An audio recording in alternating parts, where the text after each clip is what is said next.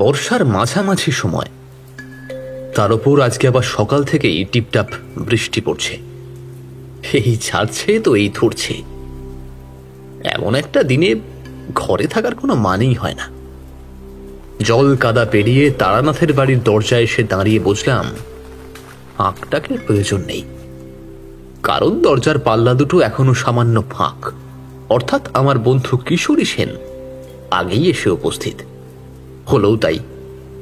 দরজা ঠেলে ভিতরে ঢুকতেই দেখি কিশোরী বারান্দায় দাঁড়িয়ে দাঁড়িয়ে আপন মনে সিগারেট টানছে। আমাদের যে এই অভ্যাসটা আছে তারানাথ সেটা জানে, কিন্তু তবুও আমরা তারানাথের সামনে সিগারেট ধরাই না।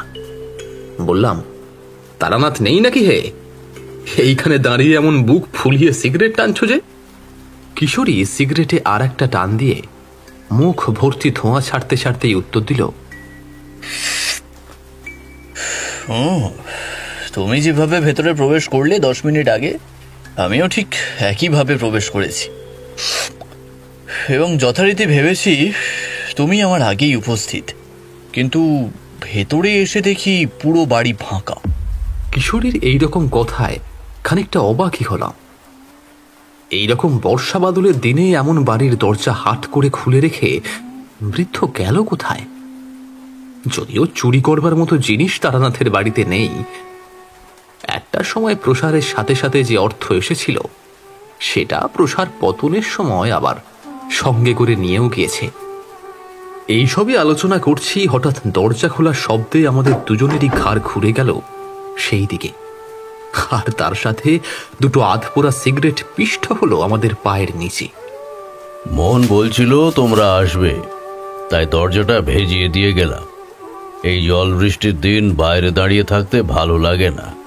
কথাটা তারানাথ বলল পায়ের কাদামাখা জুতোটা খুলতে খুলতে। আমরা এগিয়ে গেলাম। বললাম, হ্যাঁ সে তো বুঝলাম, কিন্তু আপনি এই রকম সময় কোথায় গিয়েছিলেন? গিয়েছিলাম এক সাধুর সাথে দেখা করতে।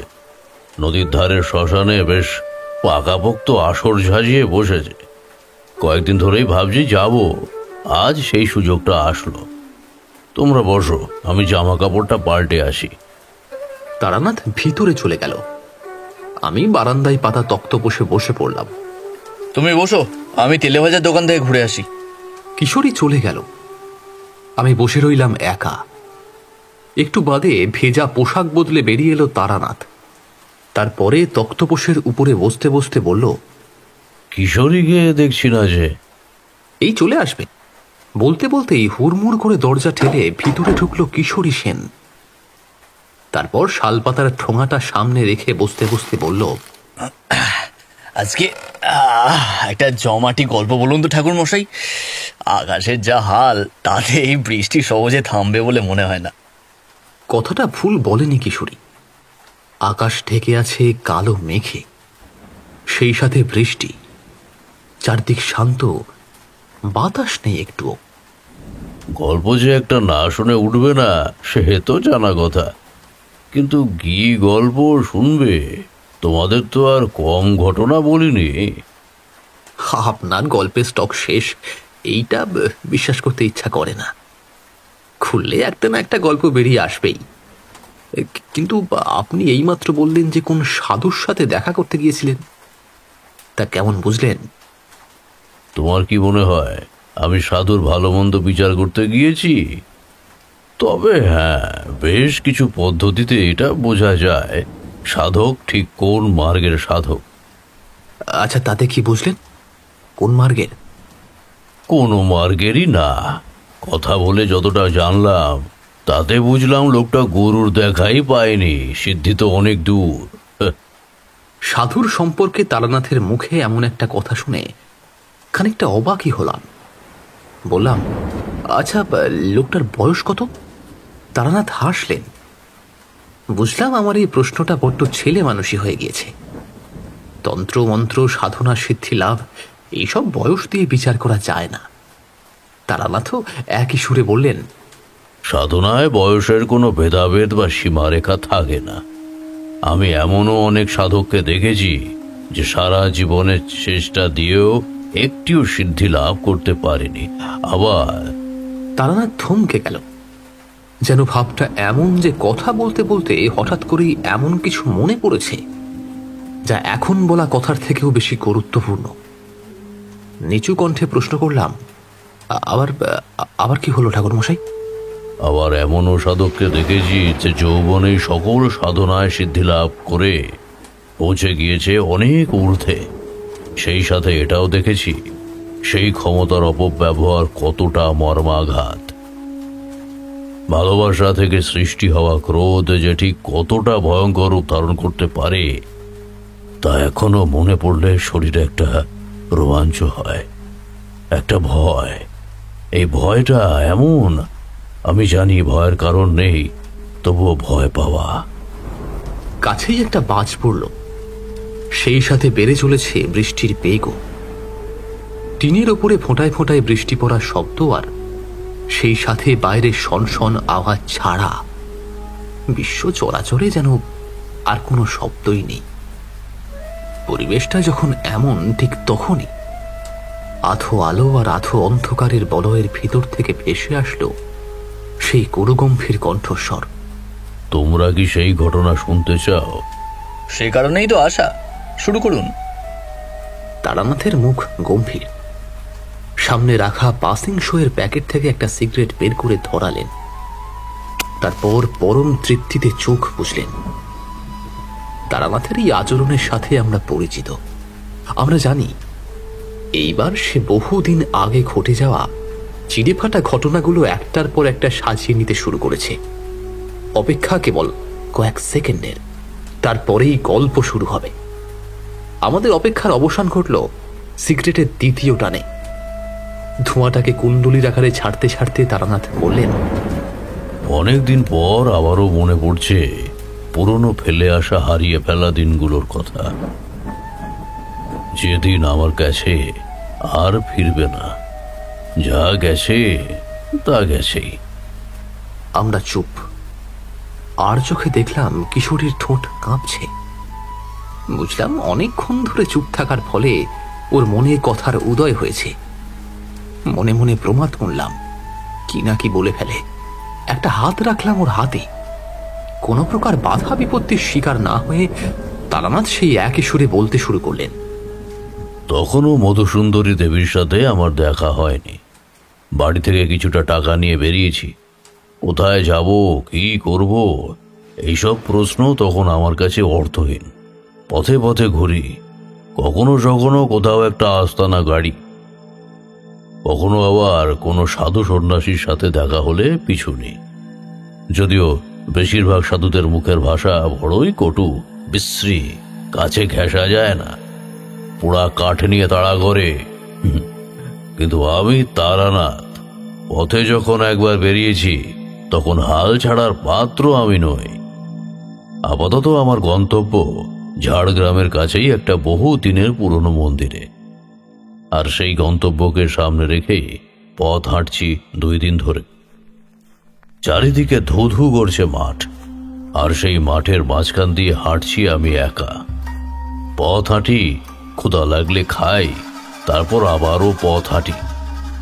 এমনিভাবে হাঁটতে হাঁটতে দ্বিতীয় দিনের পড়ন্ত বিকালে খানিক দূরে মাঠের মাঝখানে একটা গাছের নিচে তাকিয়ে খানিক অবাক হলাম। অনেক মানুষের সমাগম, পাশেই নদী। শ্মশান কি? আধ ঘন্টা মতো পথ হেঁটে এসে দেখলাম না, শ্মশান নয়, পাশেই একটা নদী এঁকে বেঁকে চলে গিয়েছে। তাতেই ঘুরে বেড়াচ্ছে ছোট ছোট নৌকো। প্রতিটা নৌকায় একজন করে দাঁড়িয়ে আছে, হাতে কুচি করে গোছানো খোয়ানো জাল। নৌকা চলছে ঢেউয়ের গতিতে। সুযোগ পেলেই জাল ফেলা হবে, এটাই একমাত্র লক্ষ্য। নদীর তীর ঘেঁষে 100 বছর ধরে মাথা উঁচু করে চারিদিকে ডালপালা মেলে দাঁড়িয়ে আছে বিশাল বটগাছ। আর সেই বটগাছের চারিপাশে ঘিরে বসেছে গ্রাম্য হাট। আমি এসেছি খোলা মাঠের মাঝখান দিয়ে, তাই আসার সময় গ্রাম চোখে পড়েনি, কেবল ধু ধু মাঠ। এইবার আশেপাশে তাকিয়ে দেখলাম নদীর এপাশেও লোকালয়, ওপাশেও লোকালয়। একটু দূরে ঘাটের সাথে 2টো নৌকাও বাঁধা দেখলাম। অর্থাৎ সারাদিন হাঁটার পর এই বিকেল বেলায় আমি কোনো লোকালয়ের খুব কাছাকাছি এসে পৌঁছালাম। তার মানে ভাগ্য ভালো থাকলে রাতটা আর গাছের নিচে কাটাতে হবে না। কাছে খাবার যেটুকু ছিল সারাদিনে সেটা ফুরিয়েছে। আশ্রয় যদি মেলে খাবারের ব্যবস্থাও কি হবে না? নদীর বাঁধানো বাঁধের উপর দাঁড়িয়ে এই সবই দেখছি আর ভাবছি, এর মধ্যে কখন একটি লোক আমার খুব কাছে এসে দাঁড়িয়েছে বুঝতে পারিনি। বুঝতে পারলাম লোকটির প্রশ্ন শুনে। তুমি কে? হ্যাঁ, কাউকে খুঁজছো? তাকিয়ে দেখলাম লোকটির বয়স ওই 40-45 হবে। পরনে সাধারণ গ্রাম্য পোশাক, কাঁধে একটা লাল গামছা আর হাতে একটা চটের থলে। লোকটি খুব সম্ভবত হাটে এসেছে এবং আমাকে এইভাবে এইদিকে ওইদিক তাকাতে দেখেই এগিয়ে এসেছে। আগে না, কাউকেই খুঁজছি না। এখানে নতুন? আচ্ছা, এই জায়গাটার নাম কি?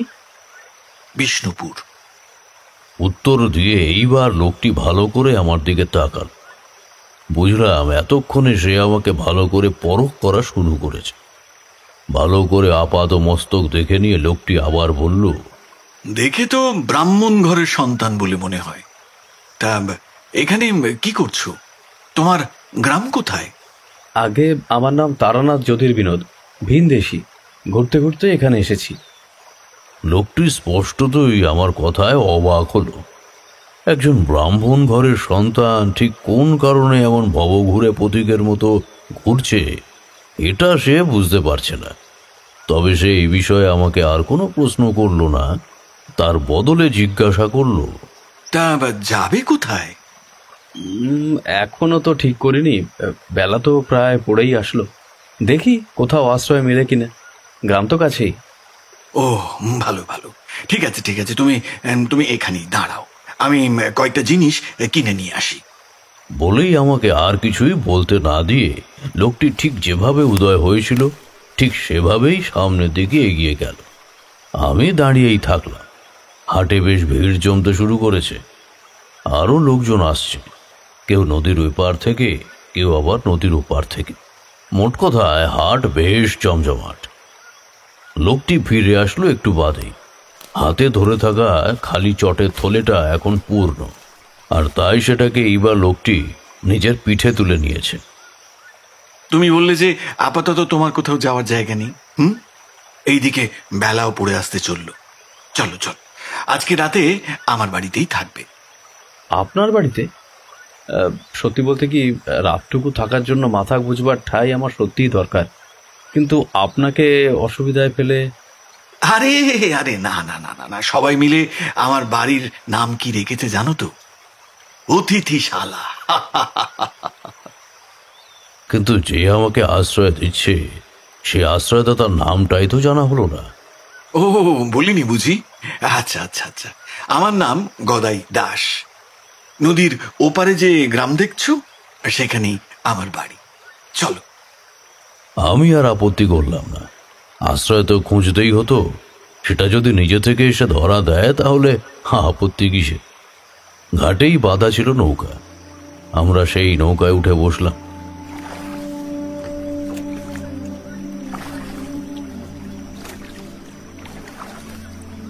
এরপর নদী পার হয়ে প্রায় মিনিট 20 পায়ে হেঁটে অবশেষে যখন গ্রামে পৌঁছালাম ততক্ষণে সূর্য পশ্চিম আকাশে ডুব দিয়েছে। গ্রামের পথে হেঁটে দুটো বাড়ির পরেই গদাই দাস এসে একটা বাড়ির সামনে দাঁড়ালো। সেকেলে মাটির দোতলা বাড়ি, মাথার উপরে টিনের চাল, বাড়ির সামনে আরেকটা টিনের চালের ঘর। গদাই দাস আমাকে সেদিকেই ইশারা করলো। বুঝলাম এটাই গদাই দাসের কথিত অতিথিশালা। এখন ঘরে কেবল শিকল তোলা। গদাই দাস চটের থলেটা ভেতরের বাড়িতে রেখে আসলো, তারপর বলল, চলো চলো, তোমাকে ওই তোমার থাকার জায়গাটা দেখিয়ে দিই। আচ্ছা আচ্ছা, তুমি কি ওই সপাকে আহার করো নাকি সিধে দিয়ে দেবো? এইবার আমি অবাক হলাম। আমি ঠিক কোন কারণে বাড়ি থেকে বেরিয়েছি সেটা এখনো লোকটিকে আমি বলিনি। আমার সাধক হওয়ার ইচ্ছের কথা অনেক দূরের কথা, আর তাছাড়াও আমাকে দেখে তেমন কিছু বুঝবার কথাও নয়। তাহলে গদাই দাস বুঝল কিভাবে? খানিকটা আমতা আমতা করেই প্রশ্ন করলাম, আপনি কিভাবে জানলেন? জানলাম মানে তোমার ওই কাঁধের ঝোলা দেখে। আর তাছাড়া আমার জীবনে তো আর কম মানুষ দেখিনি, তাই অনুমান করলাম। এইবার লোকটির কথা আমার কেমন কেমন লাগতে শুরু করলো। তবে কি সে শুধুমাত্র পথিক হিসাবে আমাকে আশ্রয় দেয়নি? এর পিছনে অন্য কোনো কারণও থাকতে পারে। কথাবার্তার মাঝখানেই গদাই এসে দরজার শিকল খুলে ভেতরে ঢুকে পড়ল। আমিও ঢুকলাম পিছন পিছন। ঘরটা খুব বড় নয়, জিনিসপত্রও নেই বললেই চলে। কেবল ঘরের এক কোণে একটা তক্তপোষ, আর তার পাশেই রাখা আছে একটা টেবিল। পুরনো আমলের কাঠের টেবিলটার উপর এখন কিছুই নেই। এছাড়া ঘরে একটা জলের কলস, আর কিছুই নেই। বসো বসো, আপাতত সামান্য জল খাবার খেয়ে নাও, একেবারে রাতে ভাত। লোকটির কথা যতই শুনছি ততই অবাক হচ্ছে। সে একটু আগেই আমাকে একটা প্রশ্ন করেছে, আমি এখনো পর্যন্ত তার উত্তর দিইনি। যদিও উত্তরটা আমার ঠিক করাই ছিল। সব আগে রান্না করতে আমার আপত্তি ছিল না কখনোই, কিন্তু বাড়ির কর্তা গেরস্তের ইচ্ছাতেই আমার ইচ্ছা। আর তাছাড়া তোমাদের তো আমি বলেইছি, আমি নিজে এই পথের পথিক হয়েও কখনো বাজ বিচার করে পা ফেলিনি। আমি অবাক হয়ে তার মুখের দিকে তাকিয়ে আছি দেখে সে আবারও বলল, তোমার কপালে যে চিহ্নটা আমি দেখতে পাচ্ছি, তা আমি আর কারোর মধ্যে দেখিনি। আমার মন বলছে তুমি খুব তাড়াতাড়ি এমন একজনের দেখা পাবে যে তোমার পুরো জীবনটাকেই পাল্টে দেবে। কোনো উচ্চকোটির শক্তি অথবা তারই ধারে কাছের কারোর সাথে। ঠিক ধরতে পারছি না, চিহ্নটা এখনো অস্পষ্ট, একটা কালো ছায়া। তার মানে বড় কোনো বিপদের সম্ভাবনা। এইবার আর অবাক হলাম না, বরং চমকে উঠলাম।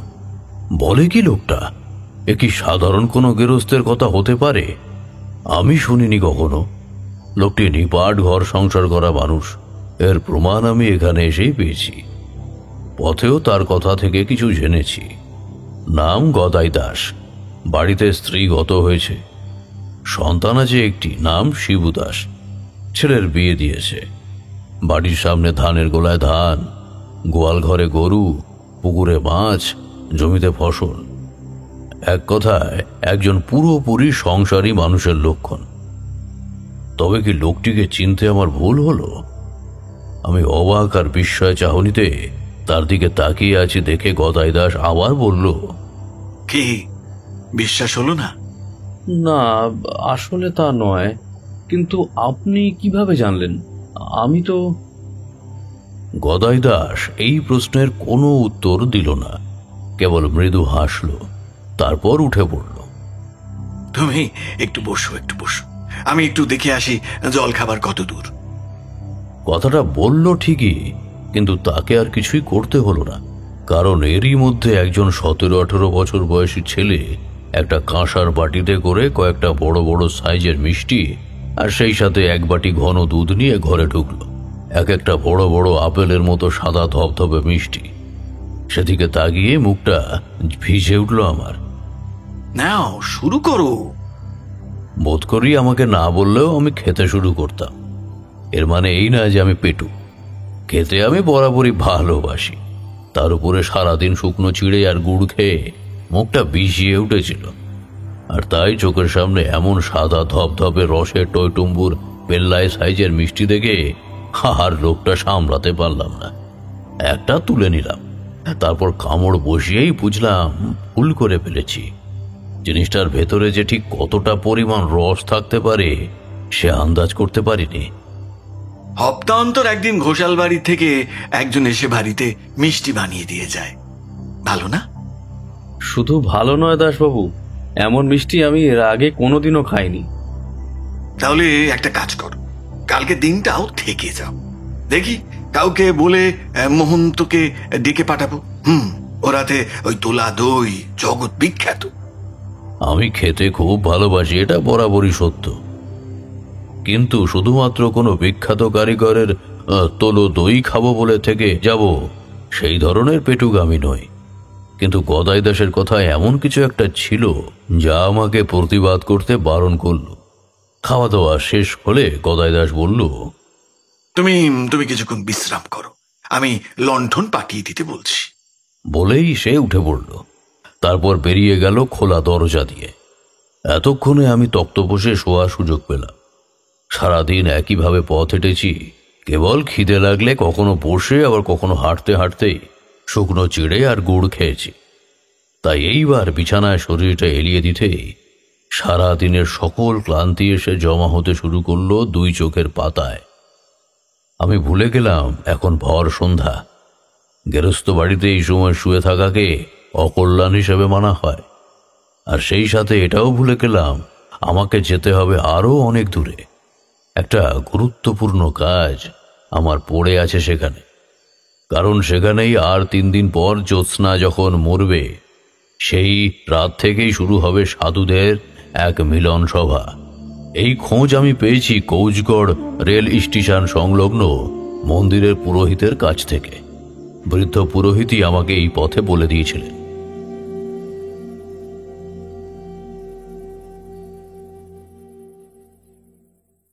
ঘুম ভাঙল গদাই দাসের ডাকে। ধর্মর করে উঠে বসলাম। টেবিলের উপর একটা লণ্ঠন জ্বলছে, আর সেই আলোতেই দেখলাম দরজার কাছটায় দাঁড়িয়ে আছে গদাই দাস। আমার ঘুম ভাঙতে সেও ভেতরে আসলো। তারপর তক্তপোষের একপাশে বসে বলল, খিদে পেয়েছে? খাবার আনতে বলবো? সত্যি বলতে কি, খিদে আমার তখনও লাগেনি। 1 ঘটি দুধ আর গোটা চারেক মিষ্টিতে সারাদিনের সব ক্ষুধা মিটে গিয়েছিল। সে কথা বলতেই সে বলল, চলো চলো, তোমাকে এবার একটু ঘুরিয়ে নিয়ে আসি। কথাটা শুনে কিছুটা যে অবাক হলাম তা নয়, হলাম। রাত এখন কটা জানি না। বাইরের পরিবেশ বেশ শান্ত। পূর্ণ চাঁদের আলোয় ভেসে যাচ্ছে বাড়ির উঠান। আমি বললাম, এখন? হ্যাঁ চলো। আমি আপত্তি করলাম না, নাকি করতে পারলাম না জানি না, কিন্তু ঘর থেকে বেরিয়ে আসলাম।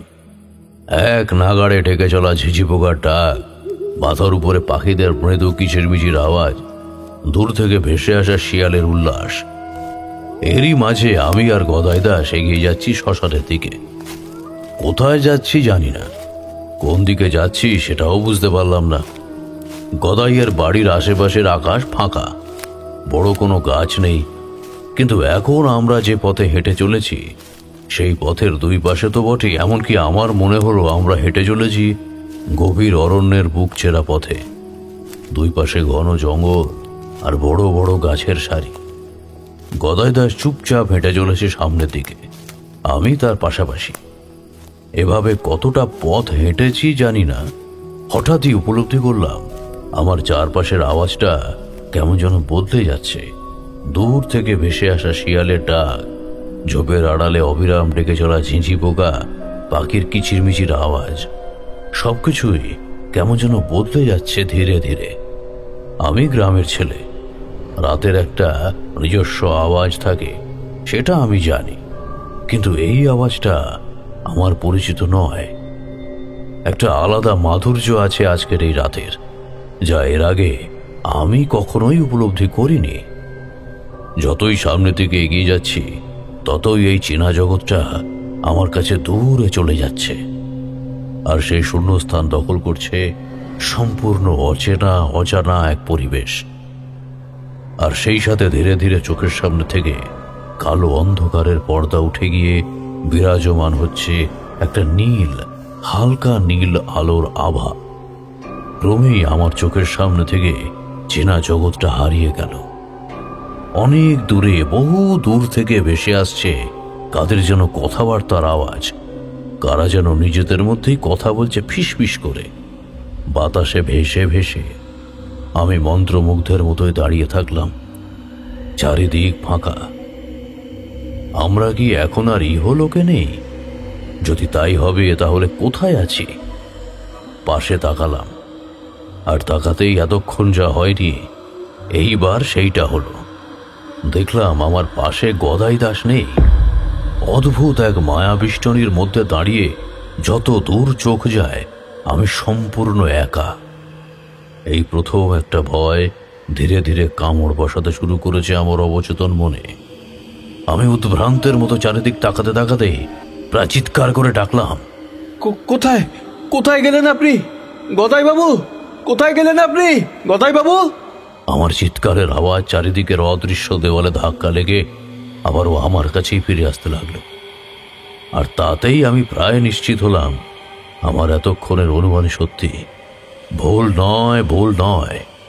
আমি এখন যে স্থানে দাঁড়িয়ে আছি সেটা বিষ্ণুপুরের খোলা মাঠ তো নয়, এমনকি পৃথিবীর কোনো স্থানই নয়। আমি দাঁড়িয়ে আছি এক অদৃশ্য মায়া বেষ্টনীর বলয়ের মাঝখানে। আবার ডাকলাম, শুনছেন?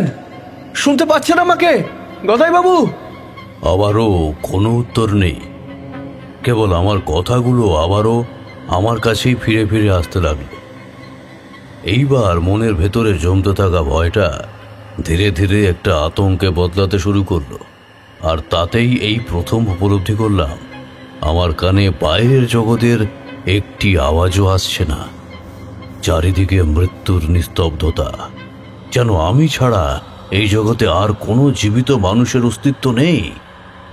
দূরে দল বেঁধে আর্তনাদ করে ওঠা শিয়ালের ডাক, রাস্তার পাশের ঝোপের আড়ালে এক নাগাড়ে ডেকে চলা ঝিঝি পোকার স্বর, মাথার উপর নিশাচর পাখির কিচির মিচির শব্দ, সব সব এখন যেন কোথায় হারিয়ে গেছে, মিলিয়ে গেছে। ভয় আর আতঙ্ক একসাথে মিলে যাচ্ছে একে অপরের সাথে। মাথার ভেতরটা টন টন করছে, কষ্ট হচ্ছে নিঃশ্বাস নিতে, পুরো শরীর কাঁপছে, পা টলছে।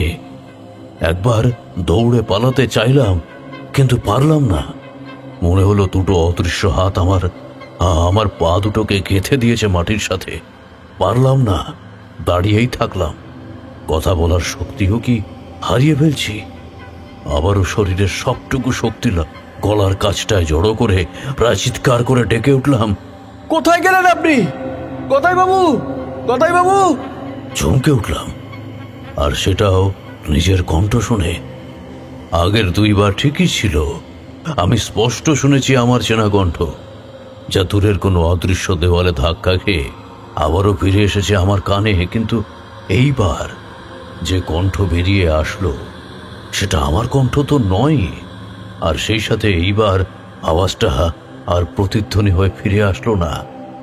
মনে হলো কণ্ঠ দিয়ে আওয়াজ বের হওয়ার সাথে সাথেই মিলিয়ে গেল। কেউ যেন হাঁ করেছিল আমার করা সবটুকু আওয়াজ গিলে খাবে বলে। আর পরক্ষণেই আর একটা কণ্ঠস্বর অনেক দূর থেকে ভেসে আসছে।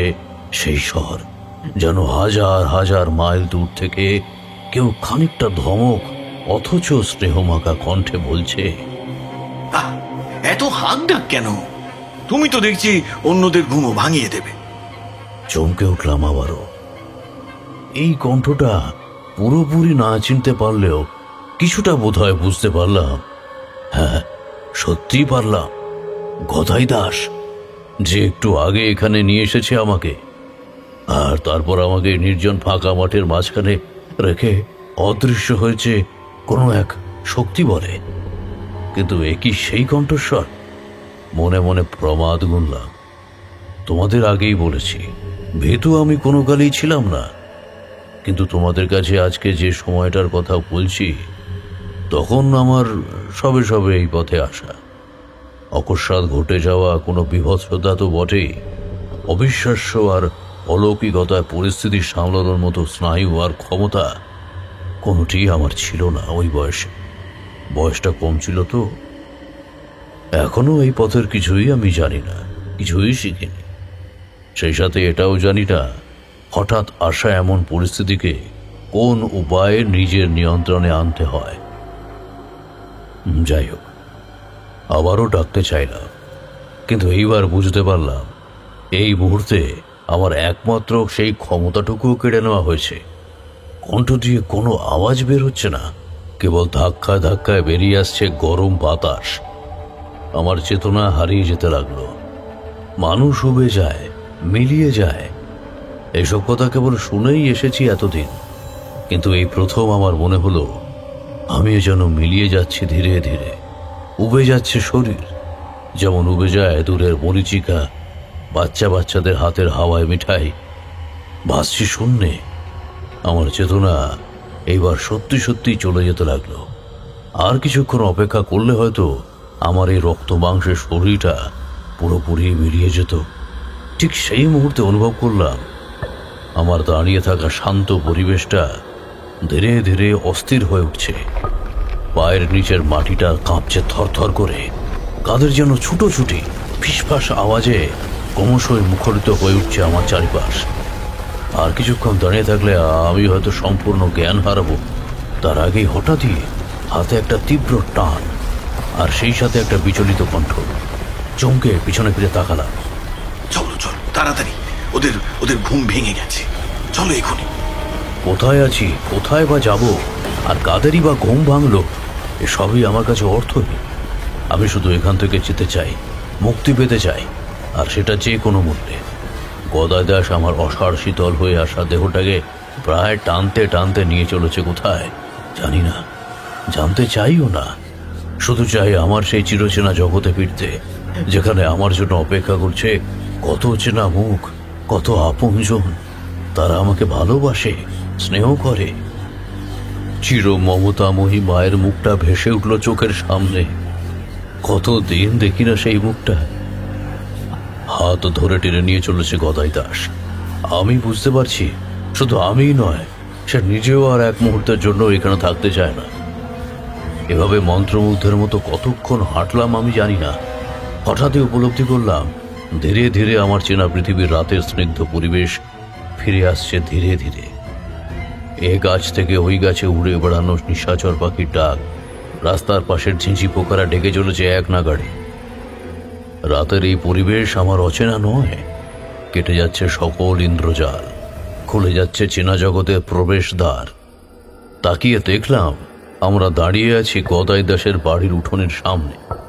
শেষ রাতের পূর্ণ জ্যোৎস্নায় আলোয় ভেসে যাচ্ছে পুরো উঠোন, আর সেই সাথে মাথার ঠিক উপর দিয়ে ডানা ঝাপটাতে ঝাপটাতে উড়ে গেল এক অতিকায় নিশাচর পাখি। আর সেই সাথে কানে ভেসে এলো সেই তীক্ষ্ণ ডাক।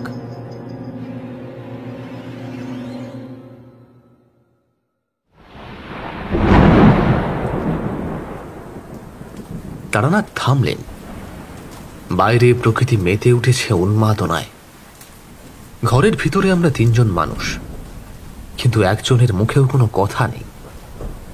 তারানাথ আর একটা সিগারেট ধরালেন, তারপর পরপর কয়েকটা টান দিয়ে বেশ মজ করে ধোঁয়া ছাড়তে লাগলেন। আর তাতেই খানিকটা অস্বস্তি হয়ে উঠল আমাদের মনটা। তারানাথ একটা না অনেকটা বলে কিছুক্ষণের জন্য বিশ্রাম নেয়, এটা আমাদের জানা কথা, কিন্তু কিন্তু তার বলার এমনই গুণ যে সেই সামান্য সময়টুকু অপেক্ষা করতে মন চায় না। কিশোরী বলল, কি হলো ঠাকুর মশাই, থামলেন কেন? থামবো না?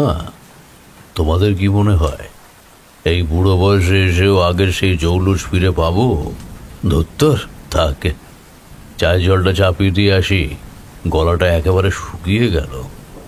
কথাটা বলতে বলতেই তারানাথ হুড়মুড় করে উঠে পড়ল। অগত্যা আমরা উঠলাম। চারি শ্বশুর বাড়ি, তাই চা করার তারানাথকেই করতে হবে, আর সেজন্যই আমরা জানি একটু সময় লাগবে। আর তাই এই ফাঁকে একটু ধূমপান করলে মন্দ হয় না। আমি আর কিশোরী বাইরের বারান্দায় এসে দাঁড়ালাম। বৃষ্টির যা গতিবিধি দেখছি তাতে সারাটা রাত এখানে বসে থাকতে হবে কিনা ভাবছি। সিগারেটে কয়েকটা টান দিয়েছি। কিশোরী আমার পাশে দাঁড়িয়ে বলল,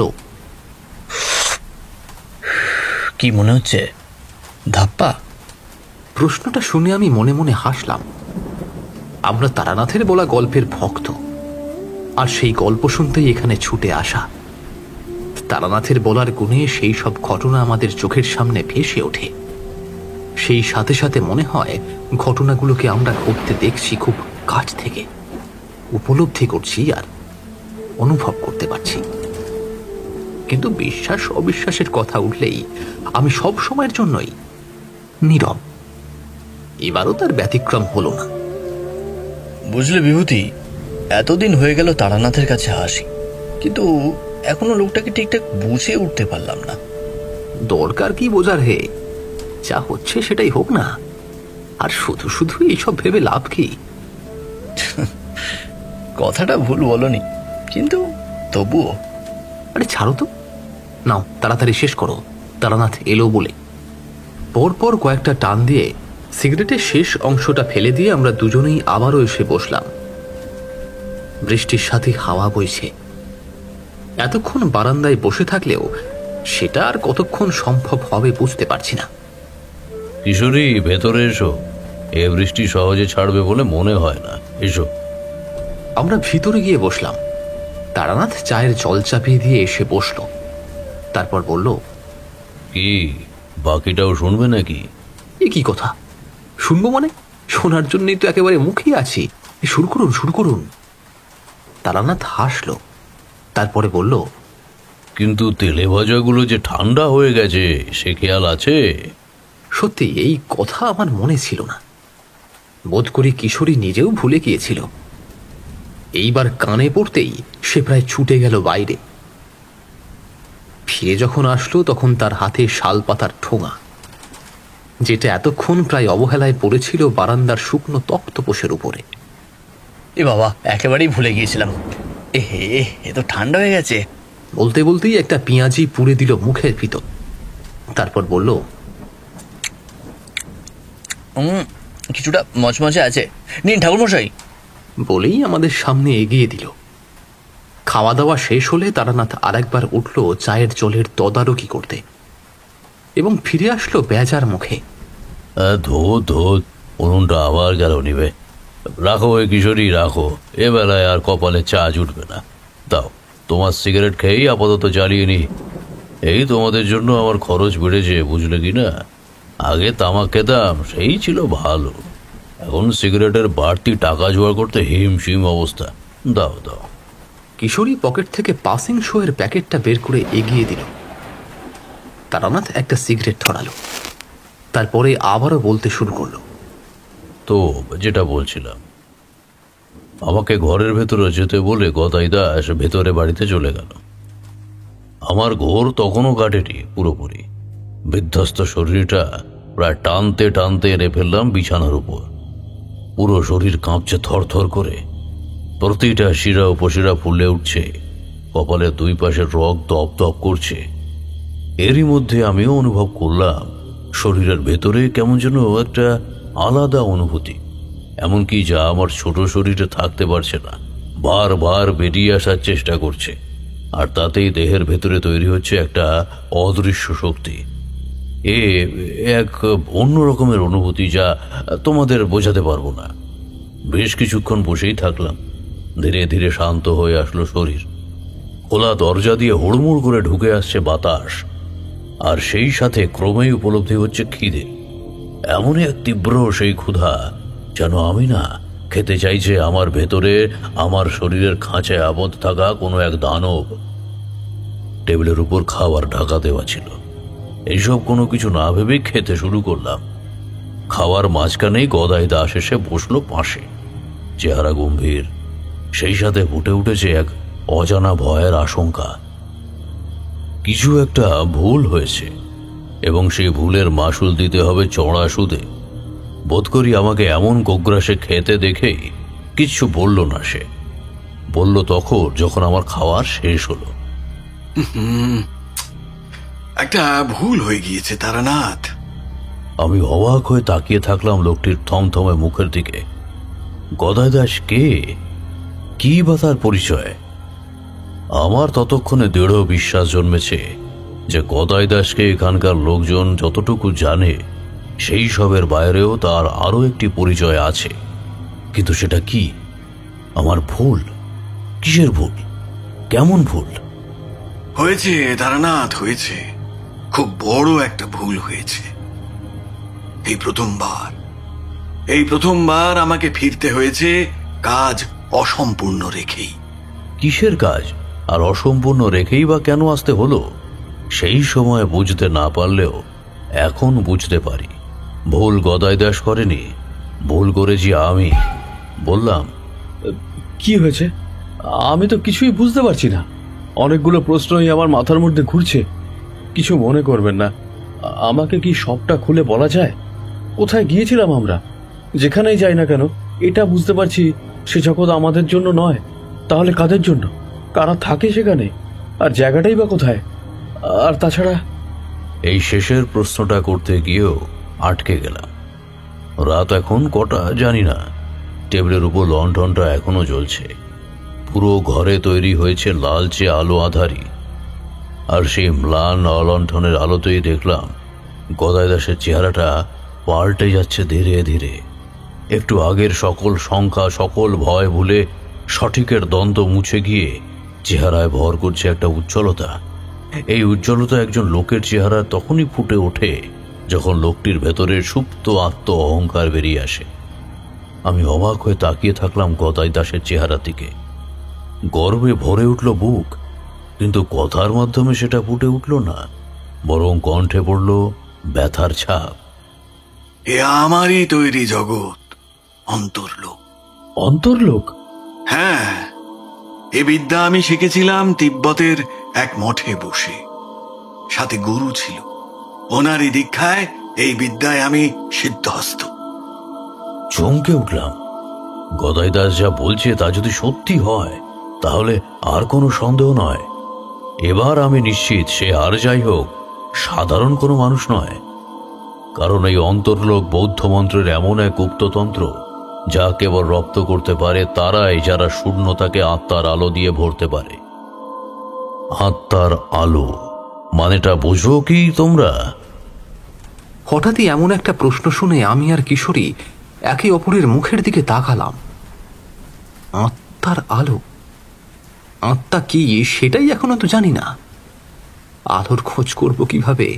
বললাম, আত্মার আলো? না, সে আবার কি জিনিস? বলছি, চেতনার বিশুদ্ধতম প্রকাশ, যেখানে অহংকার, ভয়, ইন্দ্রিয় প্রলোভন সব পেরিয়ে গিয়ে মানুষ নিজের সত্য রূপ দেখতে পায়। আত্মার আলো সেই জ্যোতি যা শরীরের নয়, মনেরও নয়, বরং চেতনার গভীরতম স্তরে থাকা এক আগুন, যা সত্যের মধ্যে জ্বলে, যা শুধু আত্মদর্শনে জাগে। এই আলো যে দেখে সে কখনো অন্ধকারে হারায় না, কিন্তু এ বড়ই ত্যাগ আর কঠিন তপস্যার ফল। গদাই দাসের কথা যে অবিশ্বাস করব তারই বা জোর কোথায়? আমি তো তার সাক্ষী, নিজের চোখে দেখেছি, অনুভব করেছি, আর সেই সাথে বিচরণ করেছি সশরীরে। আর আমার অবাক লাগছে সেটা ভেবেই, এই জগৎ সবার কাছে উন্মুক্ত নয়। যেখানে বছরের পর বছর ধরে কঠিন সাধনা করার পরও সাধন সিদ্ধি পায় না, সেখানে আমি বললাম, কিন্তু আমি কিভাবে? মানে আমি তো... তোমাকে তো তখন বললাম তোমার কপালের চিহ্নটা আমি দেখেছি, আর তাই আমি জানতাম তুমি আমার চেতনা শক্তিকে ধারণ করতে পারবে। সে লক্ষণ তোমার আছে, আর তাই নিজের চেতনা শক্তির কিছুটা তোমাকে দিয়েছিলাম। লোকটির কথা যতই শুনছি ততই যেন অবাক হচ্ছি। সবকিছুই কেমন যেন স্বপ্নের মতো বলে মনে হচ্ছে। যা আমি এতদিন শুধুমাত্র শুনেই এসেছি, আজ কিনা সেটাই প্রত্যক্ষ করছি। এই গুপ্ত বিদ্যাটার কথা আমি প্রথম শুনেছিলাম আমাদের গ্রামে আস্তানা গাড়া এক সাধুর মুখে। সেই বলেছিল এই ভয়ঙ্কর তন্ত্রের কথা। আমি এর আগেও একবার শুনেছি এই তন্ত্রের কথা। আমাদের গ্রামে এক সাধু এসেছিল তার মুখে, তাই আমি জানি এই অন্তর্লোকের দুয়ার সবার জন্য খোলে না। ঠিকই শুনেছ। তোমাকে তাহলে পুরো ঘটনাটা খুলেই বলি, শোনো তবে। এরপর গদাই দাস যে অবিশ্বাস্য ঘটনার বর্ণনা দিয়ে গেল তা হলো এমন। ছোটবেলা থেকেই গদাই দাসের বাড়িতে মন টেকেনি। মাত্র 7 বছর বয়সে এক সাধুর সাথে ঘর ছাড়ে। এরপর আর তার ফেরা হয়নি ঘরে। সাধু তাকে ফাঁকি দেয়নি, দীক্ষা দিতে লাগলো তন্ত্রের সব গূঢ় বিদ্যা। নিজের মধ্যে যেটুকু বিদ্যা ছিল তার সবই সন্তানের মতো শিষ্যকে দিয়ে সাধু যখন চোখ বুঝল, তখন গদাই দাস একজন উচ্চ মার্গের সাধক। সঠিক গুরুর দেখা সে পেয়েছিল, সাধনার লক্ষণও ছিল স্পষ্ট। কিন্তু 30 বছর বয়সী যুবক গদাই দাসের আত্মতৃপ্তি ঘটল না। খুঁজে বের করতে লাগলো তন্ত্রের গূঢ় পথ, আর তাতেই জানতে পারল এই অন্তর্লোকের কথা। আর তারপরই শুরু হলো গুরুর খোঁজ। গদাই দাসের ভাগ্য সবসময় সঙ্গ দিয়েছে। গুরু তো পেলই, এবং 1 বছরের মধ্যেই গুরুর থেকে এই বিদ্যাটিও করায়ত্ত করে ফেলল। আর তারপরই ঘটল বিপত্তিটা। আর তার সাধনায় মন বসে না, ধ্যানও হয় না। সদ্য গুরুর খুলে দেওয়া অন্তর্লোকের প্রবেশদ্বার খুলছে না অন্যমনস্কতার জন্য। গদাই দাস সাধক, কিন্তু তার আরো একটি পরিচয়, গদাই দাস তখন টগবগে যুবক। আর তার সেই যুবক মনে ঘটে গেল এক অদ্ভুত আর অবিশ্বাস্য ঘটনা। আর এইসব কিছুর মূলে দাজমা। মেয়েটিকে সপ্তাহে 1 দিন করে মঠে আসতে দেখত গদাই দাস। যেমন নিঃশব্দে আসে তেমন নিঃশব্দেই চলে যায়। মেয়েটিকে দেখা তো দূরের কথা, কথা পর্যন্ত শোনেনি কখনো। দানি গদাই দাসের এই বিষ্ণুপুরে এসেই গড়েছে আস্তানা। তারপর কেটে গেছে অনেকগুলো বছর। গদাই দাসের বড় ছেলে শিবু বয়স তখন সবেমাত্র 13। ঘটনার সূত্রপাত তখন থেকে। একদিন দুপুরবেলা বাড়ির সকলেই ঘুমিয়েছে। চৈত্রের দুপুর। গদাই দাস গঞ্জ থেকে ফিরছে ঊর্ধ্বশ্বাসে, যদিও তার আসার কথা ছিল আরো 1 দিন পর। কিন্তু কোনো এক কারণে সে 4 দিনের কাজ 3 দিনে করেই ছুটে আসছে বাড়িতে। হঠাৎ বাড়ির কাছে এসে ছেলেকে উঠোনে খেলতে দেখে চমকে উঠল। গ্রামের ছেলে মেয়েদের খেলার জিনিসের অভাব নেই, কিন্তু শিবু যে জিনিসটা নিয়ে খেলছে সেটা আর 10টা ছেলে মেয়েদের খেলনার মতো নয়। শিবু খেলছে নিজের ছায়ার সাথে। ঠিক খেলা নয়, বরং মাটিতে পড়া নিজেরই ছায়াটাকে হুকুম করছে ইচ্ছে মতো। বস্তু স্থির থাকলে ছায়াও স্থির থাকে, এটাই সত্য। কিন্তু গদাই দাস লক্ষ্য করল শিবু স্থির হয়ে দাঁড়িয়ে আছে ঠিকই, কিন্তু ওর ছায়াটা তারই আঙুলের ইশারায় দুলছে, একবার ডান পাশে আর একবার বাম পাশে। মনে মনে প্রমাদ গুনল গদাই দাস। আর সেই সাথে মনে পড়ে গেল গুরুর শেষ কথাটা, শক্তির অপব্যবহার করো না। শক্তির অপব্যবহার? সেটা তো গদাই কখনো করেনি। তবে কি সে সেই দিন ভুল বুঝেছিল? একটা অজানা ভয় চেপে ধরতে লাগলো গদাই দাসের পুরো শরীরটাকে। শিবু তখনও হাতের ইশারায় নিজের ছায়াকে একবার ডান দিকে আর একবার বাম দিকে দোলাচ্ছে, হেলাচ্ছে, যেমন দোলে মেলার কাঠের পুতুল। গদাই দাস অপেক্ষা করল না এতটুকু, ছুটতে লাগলো নদীর ধারের শ্মশানের দিকে। তারপর নির্দিষ্ট কিছু ক্রিয়ার মাধ্যমে পুনরায় 30 বছর আগের বন্ধ করে দেওয়া অন্তর্লোকের দরজা খুলল। আর খুলতেই বুকের ভেতরটা হিম হয়ে গেল। কোথাও শক্তির উৎস নেই এতটুকু। তার বদলে এইদিকে ওইদিকে ছড়িয়ে ছিটিয়ে পড়ে আছে কিছু ক্ষত বিক্ষত, ভেঙে চুরে যাওয়া ছায়া শরীর। গদাই দাস ভেঙে যাওয়া কলা গাছের মতো আছড়ে পড়ল মাটিতে। কি ভুল করছে সে? তার জানা মতে তো কোনো ভুলই হয়নি। দ্বার বন্ধ করে রেখেছিল সে নিজে। এই মন্ত্র ভেদ করে ঢুকবে এমন সাধ্যকার? ইহলোকে এমন কোনো সাধক নেই, এমন কোনো সাধনা নেই যে তার তৈরি করা অন্তর্লোকের ভেতর থেকে তারই শক্তিকে ছিনিয়ে নিয়ে যাবে, একমাত্র যদি গদাই দাস না চায়। কথাটা মনে পড়তেই বুকের ভেতরটা মুচড়ে উঠল।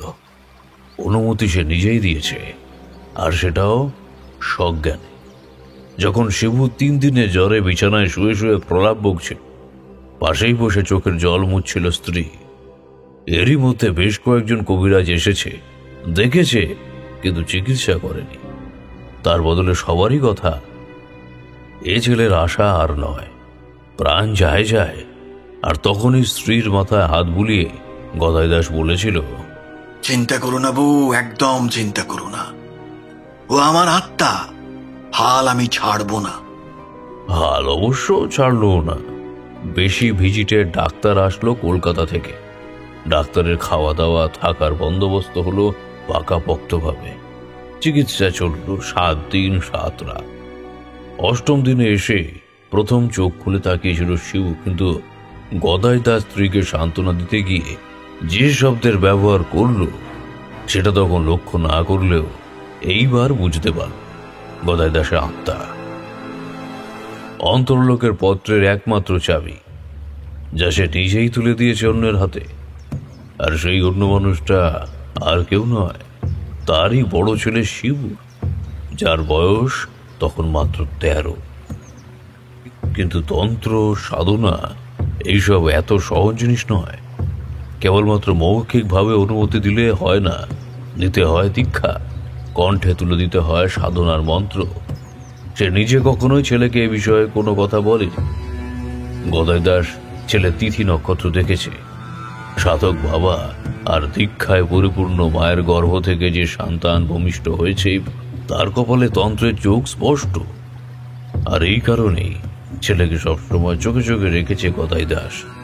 মাত্র 3টে দিনের জন্য সে গঞ্জে গিয়েছিল ব্যবসার কাজে। আর এই 3 দিনেই কি এমন ঘটল? অসহায় গদাই দাস হতভম্বের মতো বসে থাকলো চিরশূন্যতার মাঝে। গদাই দাস বাড়ি ফিরে আসলো, কোনো ভনিতা না করেই স্ত্রীকে জিজ্ঞাসা করলো, আমি গঞ্জে যাওয়ার পর খোকার সাথে কেউ দেখা করেছে? কেউ এসেছিল কথা বলতে?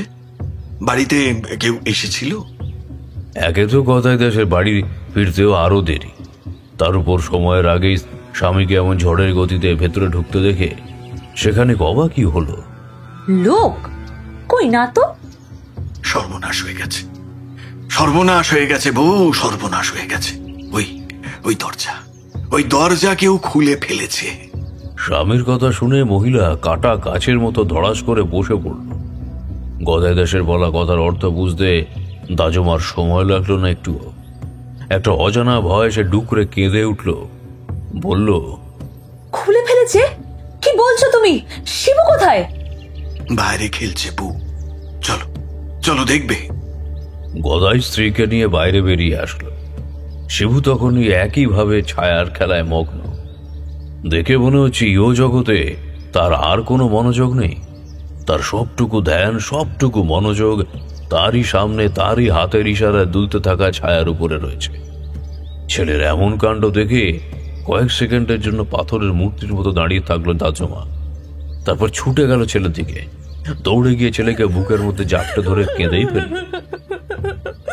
দাজমা গ্রামের সাধারণ মেয়ে হলেও হয়তো এতটা ভয় পেত না, কিন্তু দাজমা তিব্বতী ও বৌদ্ধ মঠের একজন সেবিকা, আর তাই সে জানে কি মারণ খেলায় এতক্ষণ মেতেছিল তারই বুকের ধন।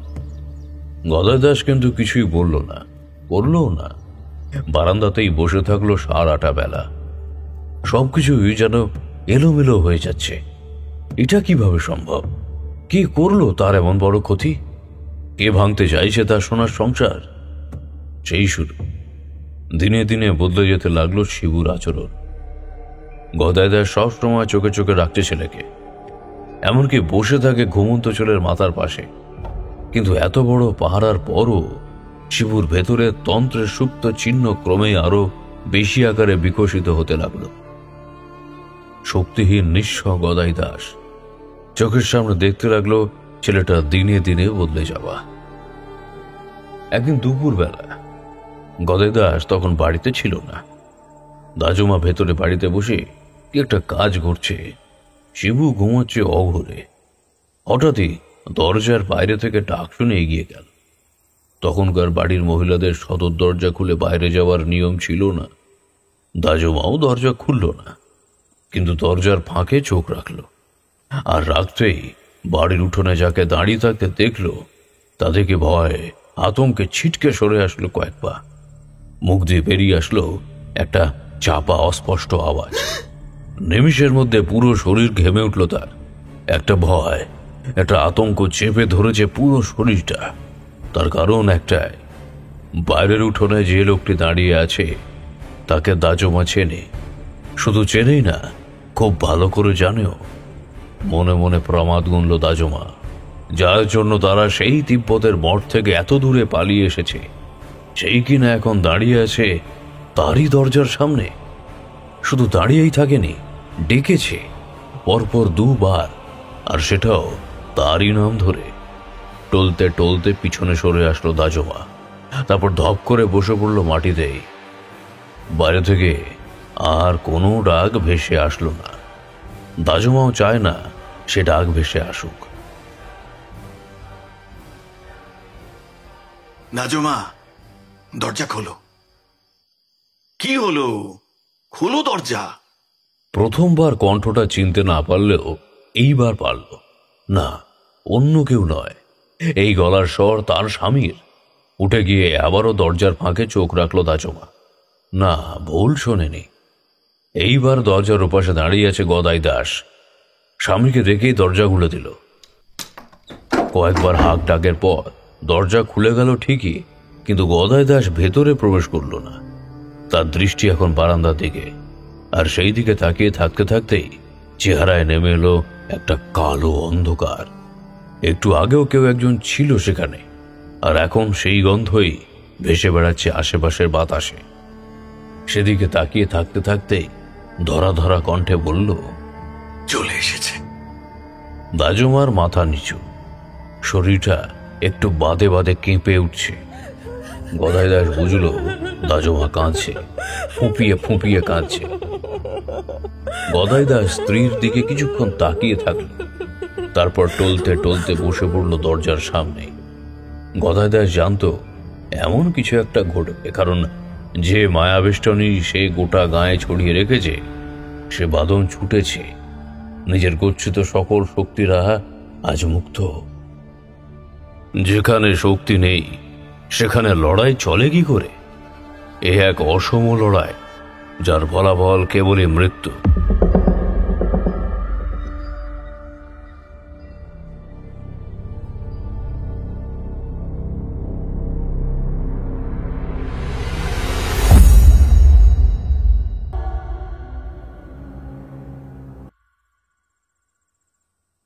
একদিন দুপুরবেলা গদাই দাস তখন বাড়িতে ছিল না।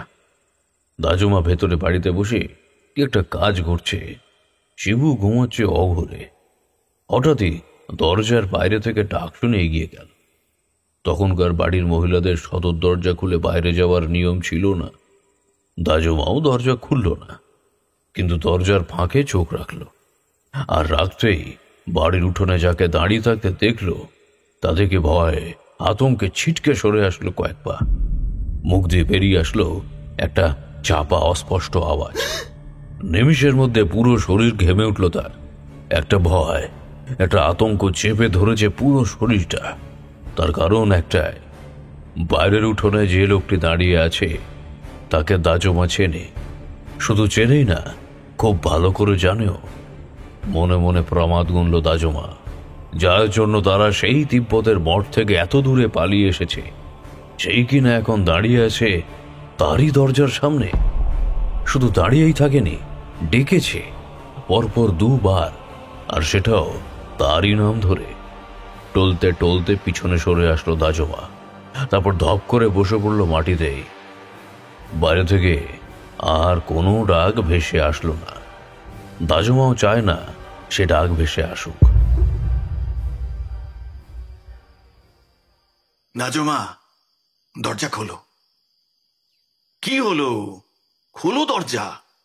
প্রথমবার কণ্ঠটা চিনতে না পারলেও এইবার পারল। না, অন্য কেউ নয়, এই গলার স্বর তার স্বামীর। উঠে গিয়ে আবারও দরজার ফাঁকে চোখ রাখলো দাজমা। না, ভুল শোনেনি।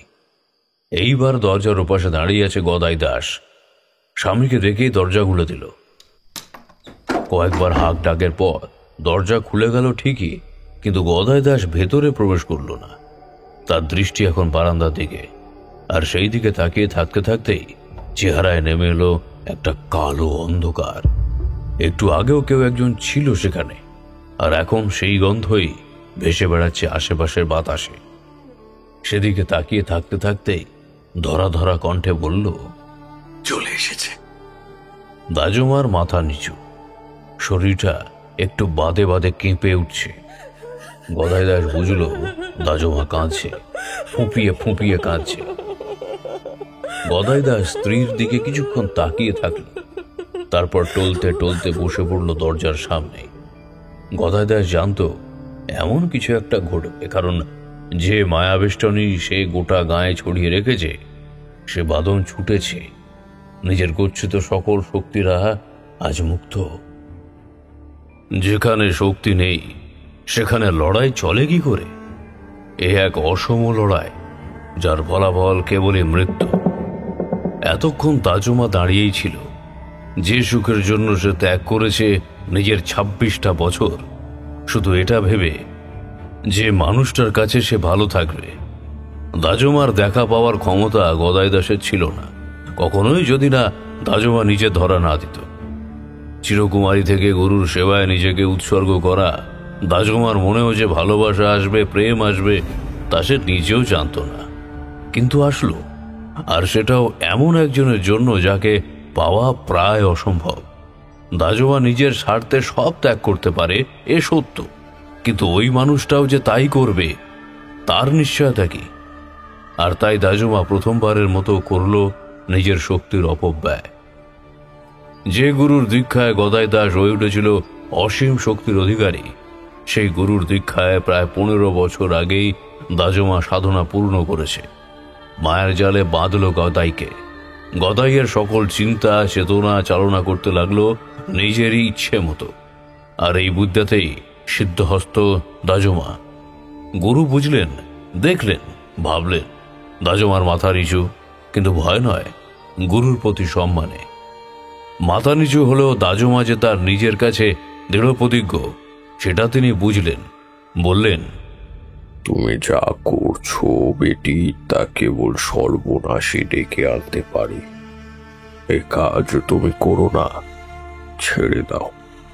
দাজমা মাথা তোলেনি সেই দিন, আর তাতেই গুরু বলেছিলেন, বেশ বেশ, তাই হোক, কিন্তু এর পরিণাম কি হতে পারে সেটা ভেবেছ তুমি? ভেবেছি, আমি কথা দিচ্ছি আটকিয়ে রাখবো। তুচ্ছ কিছু শক্তি দিয়ে তুমি নিয়তিকে আটকিয়ে রাখবে? এ তোমার নিয়তি বেটি, এ তোমার নিয়তি।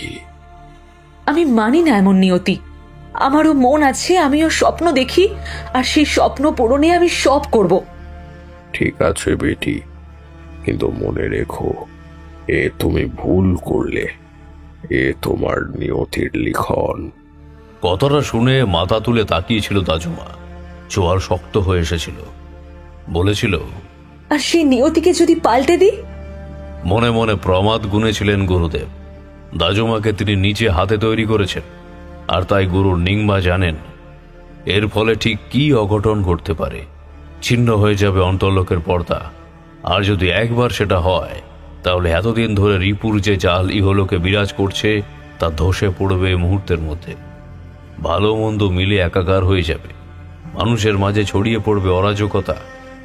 আর চণ্ডী, যে এত বছর ধরে ভালোবাসে দাজমাকে পাওয়ার জন্য সে তার নিজের সকল অহংকার, দাম্ভিকতা সঁপে দিয়েছে 2 পায়ে। নতজানু হয়েছে দাজমার কাছে। সিংহ সব সময় সিংহই থাকে। যে মানুষটা গোটা জগতের কাছে জিতে এসে একজনের কাছে হেরে যায়, আর তাকেই যদি হারিয়ে ফেলে, তাহলে তার প্রতিশোধের তোপ যে কতটা ভয়ঙ্কর হতে পারে তা কল্পনাও করতে পারেন না গুরুদেব নিংমা। বললেন, তুমি কি চাও বেটি? আমি চণ্ডীকে বুঝিয়ে বলি? কিন্তু বেটি, তুমি যেমন আমার মেয়ে, চণ্ডীও তেমন। আমি কি পারি বলো? আর তাছাড়া আমি গগনাকে দেখেছি। একদিনের জন্য হলেও তোমাকে তার কাছেই ফিরে যেতে হবে, সে যে জন্মেই হোক। যদি না যদি না কি গুরুদেব, বলুন আমাকে। গুরুদেব নিংমা অবাক হয়ে তাকিয়ে থাকলেন দাজমার মুখের দিকে। কতটা তীব্র ভালোবাসা হলে মানুষ এমন সিদ্ধান্ত নেওয়ার কথা ভাবতে পারে। দাজমা অবুঝ নয়, সে জানে পথ সরল নয়। দেহান্তর। বেশ, আমি প্রস্তুত। এইবার আর অবাক হলেন না গুরুদেব নিংমা, কারণ তিনি দাজমার চোখে গদাই দাসের জন্য যে ভালোবাসা দেখেছেন তাকে উপেক্ষা করার শক্তি আর নেই কিছুতেই। বললেন, আজই সেই মহেন্দ্রক্ষণ, প্রস্তুত হয়ে এসো।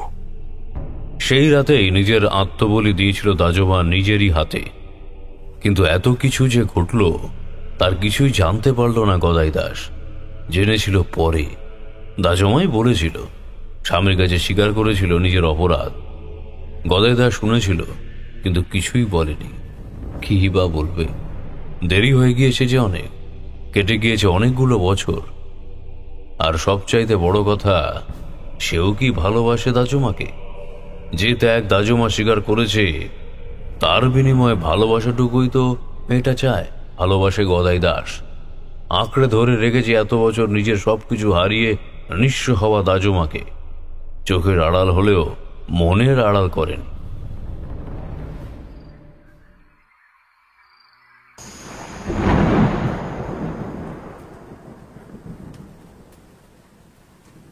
তারানাথ থামল। চেহারায় ভর করেছে একটা চাপা কষ্ট। বললাম, দাজুমাই কেন? আর ও অন্তর্লোকে যাওয়ার কারণটাই বা কি? এ এক গোপন খেলা এই জগতের, যা তোমার আমার মতো মানুষের পক্ষে বোঝা সম্ভব নয়। আমি নিজেও এর তল খুঁজে পাইনি সারা জীবনে। একজন মানুষ ঠিক কতটা ঊর্ধ্বে চলে গেলে অন্তর্লোকের নিয়ন্ত্রণ রাখতে সক্ষম হয়, তা বুঝতে পারি না বিভূতি। আমার এই জন্ম এভাবেই গেল। হয়তো সুযোগ ছিল, কিন্তু নিজের কিছু তুচ্ছ ভুলের কারণেই সব গেল। সঠিক মানুষের দেখা পেয়েও জীবনে কিছু করতে পারলাম না। তারানাথের কণ্ঠ ধরে আসলো। কয়েক সেকেন্ড চুপ করে থাকলো, তারপর আবার বলল, চণ্ডীর প্রধান ক্ষোভ ছিল দাজমার উপর, কারণ সে সবই জানত। দাজমায় যে গদাইকে চেয়েছে এ কথা সে শুনেছিল গুরু নিংমার কাছেই। দাজমা জানত গুরুর কথা ফলে যাবে। চণ্ডীর কাছে একদিনের জন্য হলেও তাকে যেতে হবে, কারণ চণ্ডী যত বড়ই সাধক হোক না কেন, দাজমার স্বীকৃতি ছাড়া পূর্ণতা অসম্ভব। আর এইবার এত বছর পর সেই সময় এসেছে। চণ্ডীকে আটকানোর সাধ্য দাজমার নেই, কিন্তু নিজের আত্মবলি দিয়ে এই জনমের মতো চণ্ডীকে সে আটকাতে পারবে। আর সেই পথই বেছে নিয়েছে দাজমা। কিন্তু চণ্ডী তখন দাজমাকে হারিয়ে বদ্ধ উন্মাদ।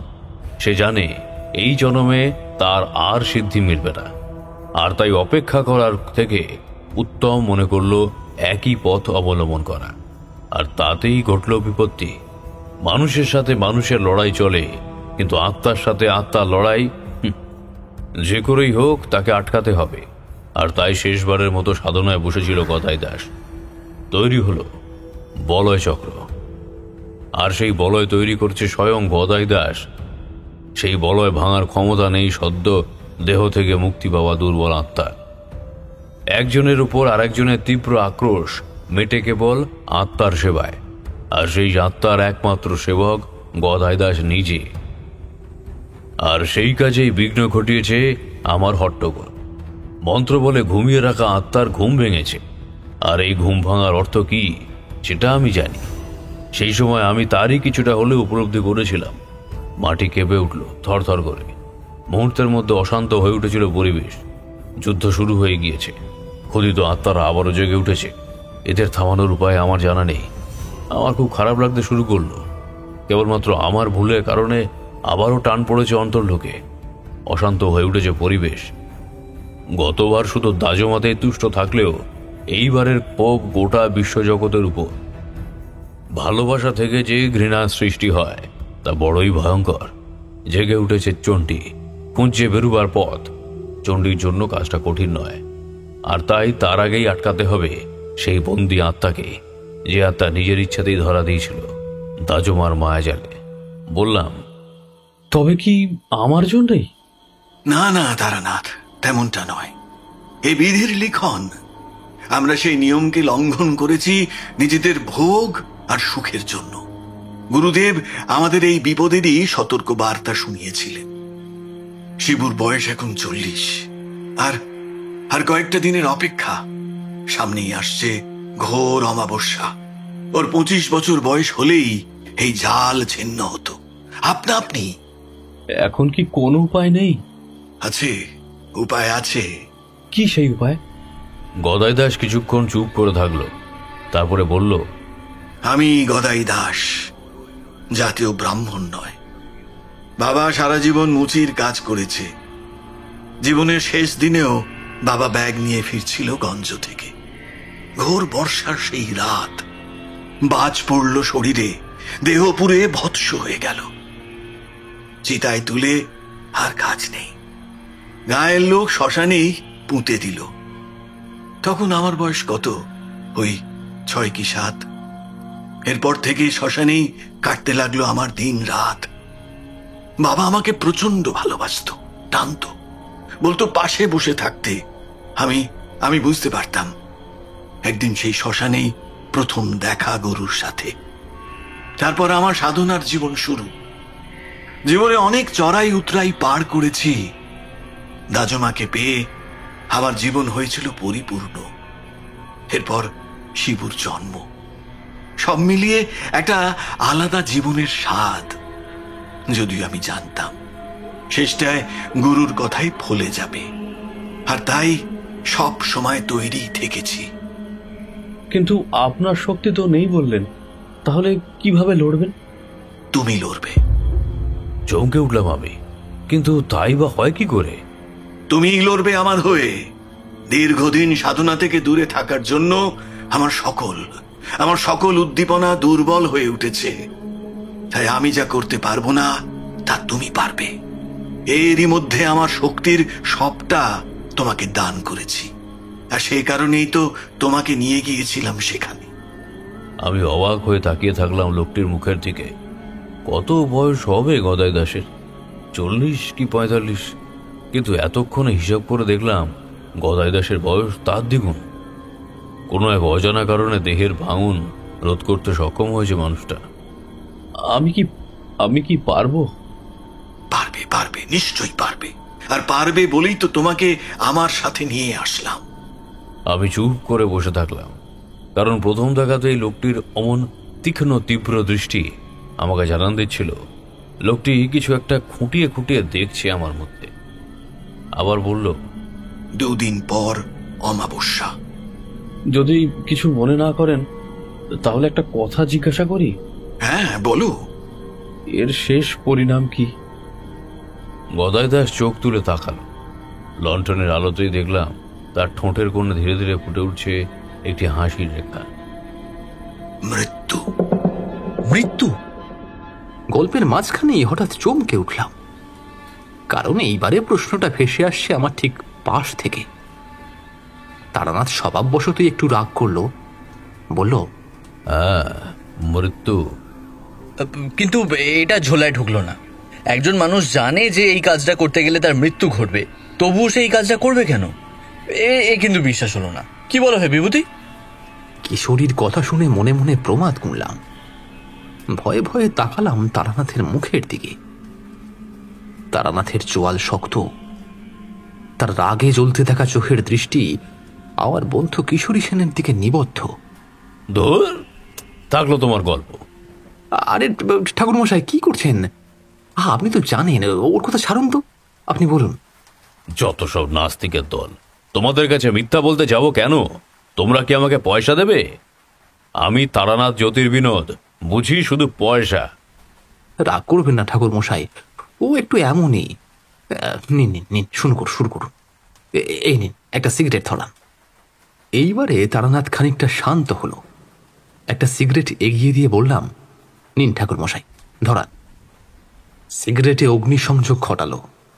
তারপর কয়েকটা টান দিয়ে তারানাথ বলল, তোমরা তো এইটুকু শুনেই বিশ্বাস করতে পারছো না। যদি বলি আমি এমনই একজনকে চিনতাম, সে জানতো যে সাধনায় সে বসতে যাচ্ছে সিদ্ধি পেলেও সাধকের মৃত্যু, আবার সিদ্ধি না ঘটলেও মৃত্যু। তবুও তো এখানে গদাই দাসের স্বার্থ ছিল, বাড়িতে একমাত্র ছেলে আর ছেলের বউ। কিন্তু যার কথা বললাম তার কোনো স্বার্থই ছিল না, স্বার্থ কেবল একটাই, দেবীর দর্শন।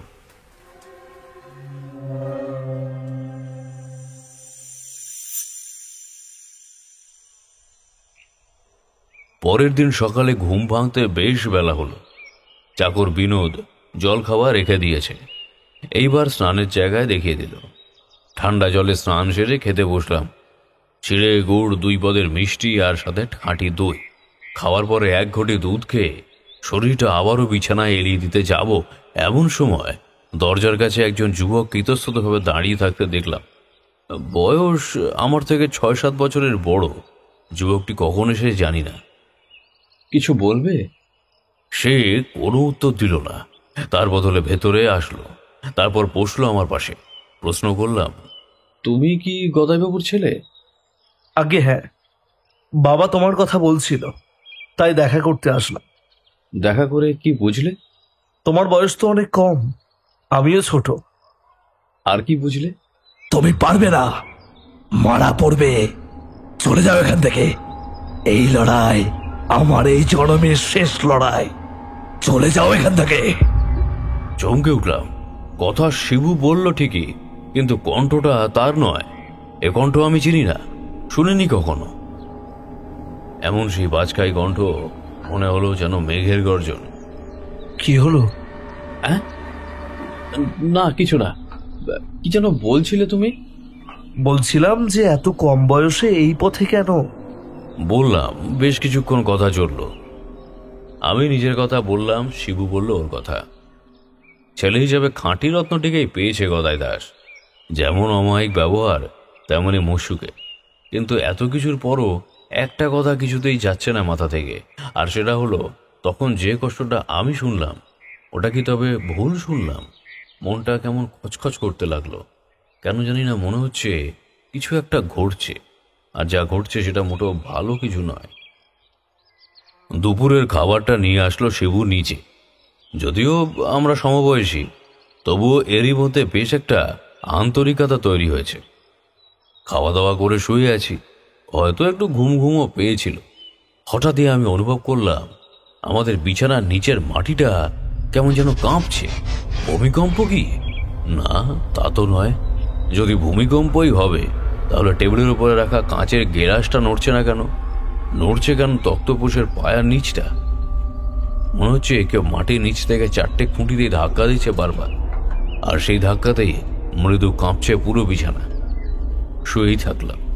কিছুক্ষণ চললো, তারপর আবারও ধীরে ধীরে শান্ত হয়ে আসলো। আর তারপরই ঘরে প্রবেশ করলো গদাই দাস। হাতে একটা চটের থলে, কাঁধে গামছা, যেন একেবারে গ্রামের খেটে খাওয়া মানুষটি। গদাই দাস ঘরে ঢুকলো, কিন্তু বসলো না, তাকিয়ে থাকলো এক দৃষ্টিতে। তারপর বাতাসে কিসের জন্য একটা গন্ধ শুকলো। বলল, ঘরে একটু আগে কে এসেছিল? প্রশ্নটা শুনে অবাক হয়ে তাকিয়ে থাকলাম। প্রশ্নের ধরনটা এমন যে ঘরে কাউকে ঢুকতে দিয়ে আমি মহা অন্যায় করে ফেলেছি। বললাম, এ তো শিবু এসেছিল একটু আগে, কিন্তু কেন? উত্তরটা শুনে আর এক মুহূর্তের জন্য অপেক্ষা না করে গদাই দাস দ্রুত বেরিয়ে গেল বাইরে। তারপর আবারও কিছুক্ষণ পর একটি বছর 23-24 বয়সী একজন যুবকের হাত ধরে প্রায় টানতে টানতে ঘরে প্রবেশ করল। বলল, এ এসেছিল? আমি একটু ইতস্তত করে ভালো করে তাকালাম যুবকটির দিকে। বললাম, না তো, এসেছিল তো। পুরো কথা শেষ হলো না। হঠাৎই একটা তীব্র সম্ভাবনায় আর অবাক বিস্ময় চোখে তাকিয়ে থাকলাম যুবকটির দিকে। এই যদি গদাই দাসের ছেলে শিবু দাস হয়, তাহলে সারাদিন যে আমার পাশে বসে গল্প করে গেল অবলীলায়, সে কে? আমি অবাক হয়ে তাকিয়ে আছি দেখে গদাই দাস কি বুঝলো জানি না, শিবুকে পাঠিয়ে দিল বাইরে। তারপর সে ধীরে ধীরে এসে বসলো আমার পাশে। মুক্তি পেয়ে গেছে তারানাথ, মুক্তি। চণ্ডী? তবে কি সেই আমার সাথে? হ্যাঁ, চণ্ডী শুধু মুক্তিই পায়নি, শরীরও খুঁজে নিয়েছে। কিন্তু সে যে দুপুরে আমার জন্য খাবার এনেছিল। খেয়েছো? হ্যাঁ।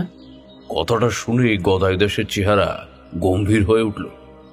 ধপ করে নেমে আসলো অন্ধকার, যেন অন্ধকার ঘরের একমাত্র প্রদীপটা নিভে গেল দমকা হাওয়ায়। গদাই দাস কিছুক্ষণ থম বেড়ে বসে থাকলো, তারপর একটা দীর্ঘশ্বাস ছেড়ে বলল, এ লড়াইয়ে জয় আমাদেরই হতো তারানাথ, আমাদেরই হতো। আর এখন? গদাই দাস কোনো উত্তর দিল না, কেবল একবার ঘাড় ফিরিয়ে ফিরিয়ে তাকালো আমার দিকে। ঠোঁটের কোণে একটা শুকনো হাসি। এ হাসি সর্বহারার হাসি। তারপর উঠে পড়ল। বুঝলাম আমার যাত্রা এখানেই থামত। না বুঝে যে খাবার আমি খেয়েছি গোগ্রাসে, তাতেই খইয়েছি আমার যোগ্যতা। চণ্ডী হয়তো বা কোনোভাবে বুঝতে পেরেছিল সাধনায় গদাই দাস নয়, তার হয়ে বসবো আমি। আর সেটাই যদি হয় তাহলে লড়াই হবে সমানে সমানে, আর সেটাই চায় না চণ্ডী। কানে বাজতে লাগলো চণ্ডীর বলা কথাগুলো। এই লড়াই আমার এই জনমের শেষ লড়াই, চলে যাও এখান থেকে। রাতে গদাই দাস এলো না। খাবার সময় হলে চাকর বিনোদ এসে খাবার দিয়ে গেল। আমি খেয়ে দিয়ে শুয়েই থাকলাম। বিভিন্ন কথা মনে পড়তে লাগলো, আর সেই সব ভাবতে ভাবতে কখন যে ঘুমিয়ে পড়েছি বুঝতে পারিনি। ঘুম ভাঙলো একেবারে সকাল। চোখ খুলে দেখলাম গদাই দাস চুপ করে বসে আছে বিছানার পাশে, দুই চোখ বন্ধ। আমি উঠে বসতেই সে আমার দিকে তাকাল, দুই চোখ জবা ফুলের মতো লাল। বুঝলাম রাতে ঘুম হয়নি এতটুকু। বলল, ঘুম ভালো হয়েছে? হ্যাঁ, তা হয়েছে, কিন্তু আপনি কোথায় গিয়েছিলেন? বিনোদ বলল গতকাল বিকালে বেরিয়েছেন। হ্যাঁ, একটা কাজ ছিল, সেটাই করলাম। যাই হোক, হাতে সময় নেই, তোমাকে কয়েকটা কাজ দিতে চাই। কাজ?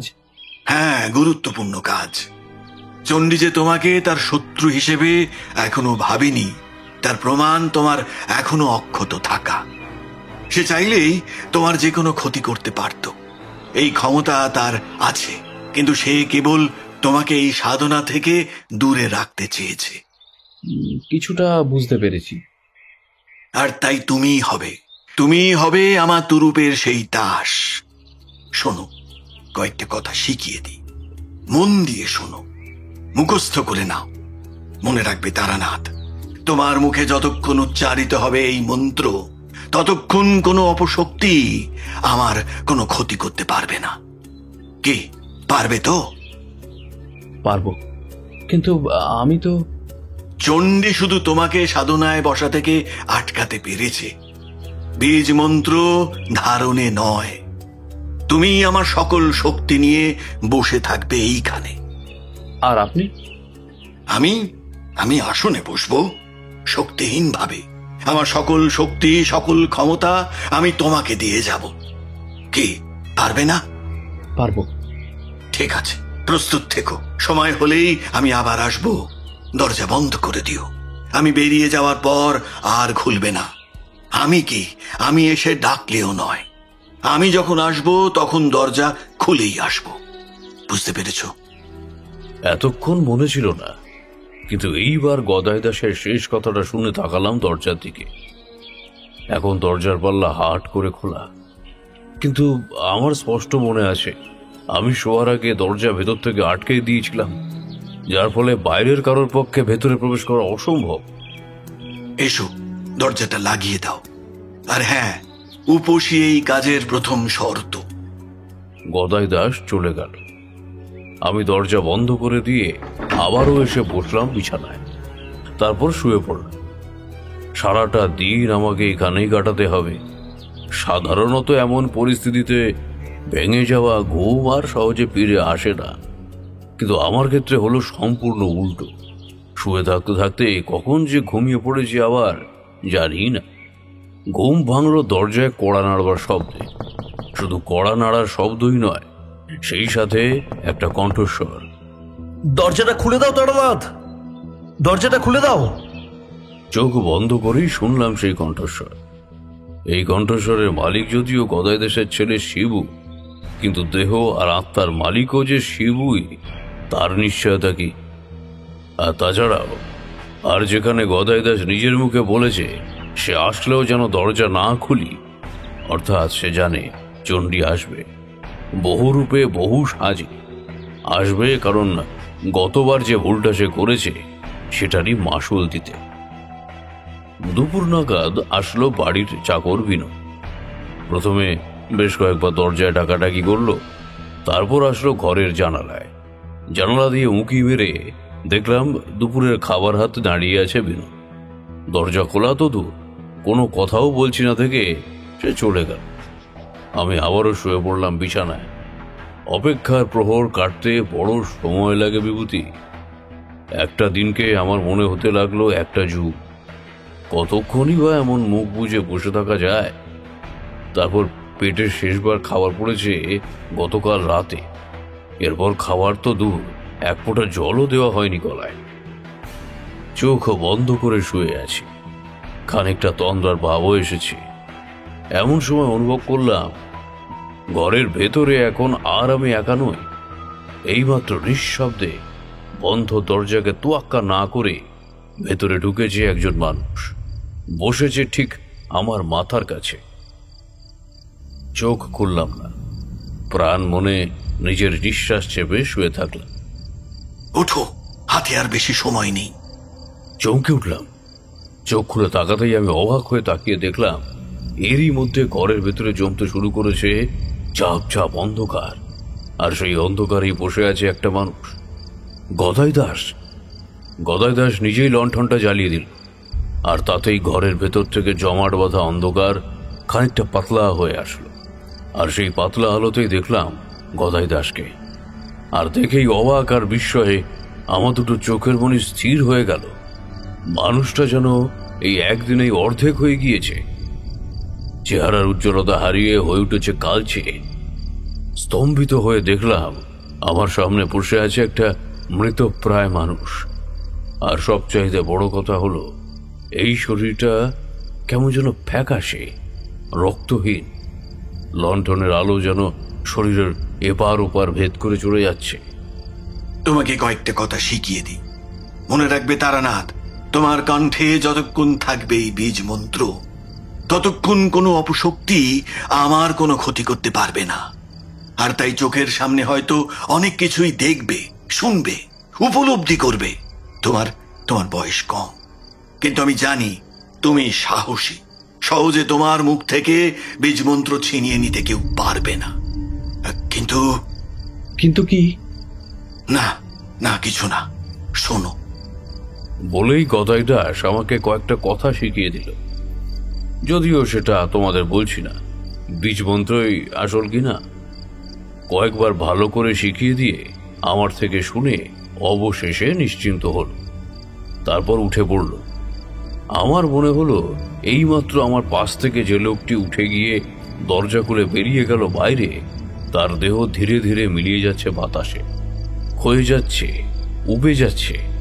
আর তাতে গদাই দাসকে এখন আমার স্রেফে ছায়ামূর্তি ছাড়া আর কিছুই মনে হচ্ছে না। গদাই দাস চলে গেলে আবারও দরজা বন্ধ করে দিয়ে এসে বসলাম বিছানার উপর। মনটা কেমন যেন অস্থির হয়ে উঠছে। গদাই দাস কিছু একটা বলতে গিয়েও বলল না, থেমে গেল। আর তাতেই একটা সন্দেহ ধীরে ধীরে মাথা চাড়া দিয়ে উঠতে শুরু করেছে। তবে কি আমি পারবো না? মাথা থেকে সকল চিন্তা ভাবনা ঝেড়ে ফেলে দিয়ে মনকে একাগ্র করে কণ্ঠে তুলে নিলাম বীজ মন্ত্র।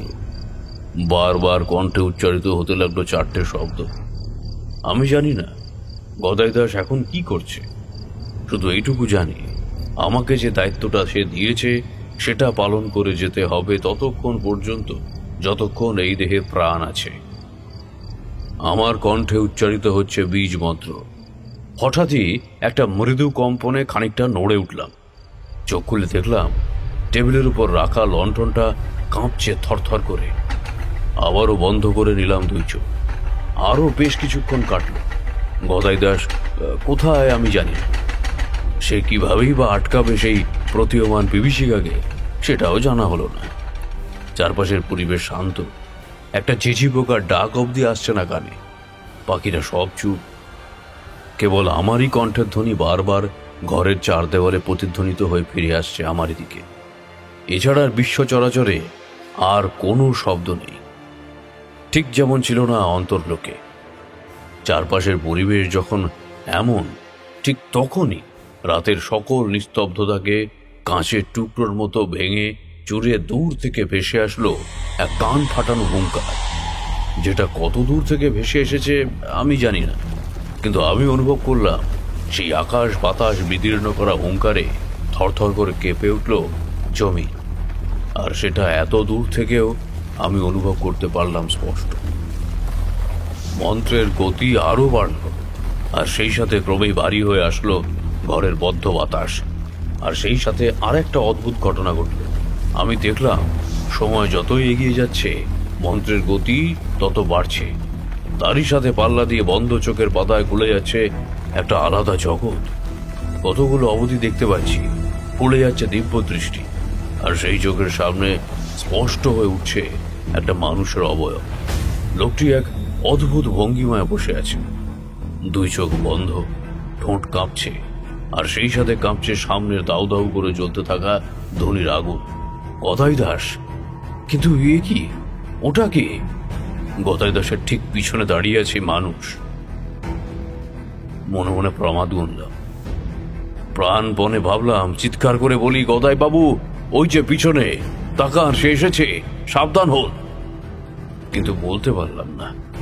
কণ্ঠে উচ্চারিত হচ্ছে বীজ মন্ত্র, এখন আরো উচ্চ স্বরে। সবকিছুকে ছাপিয়ে কেবলই ধ্বনিত হচ্ছে আমারই কণ্ঠ দিয়ে বের হওয়া মন্ত্রের স্বর।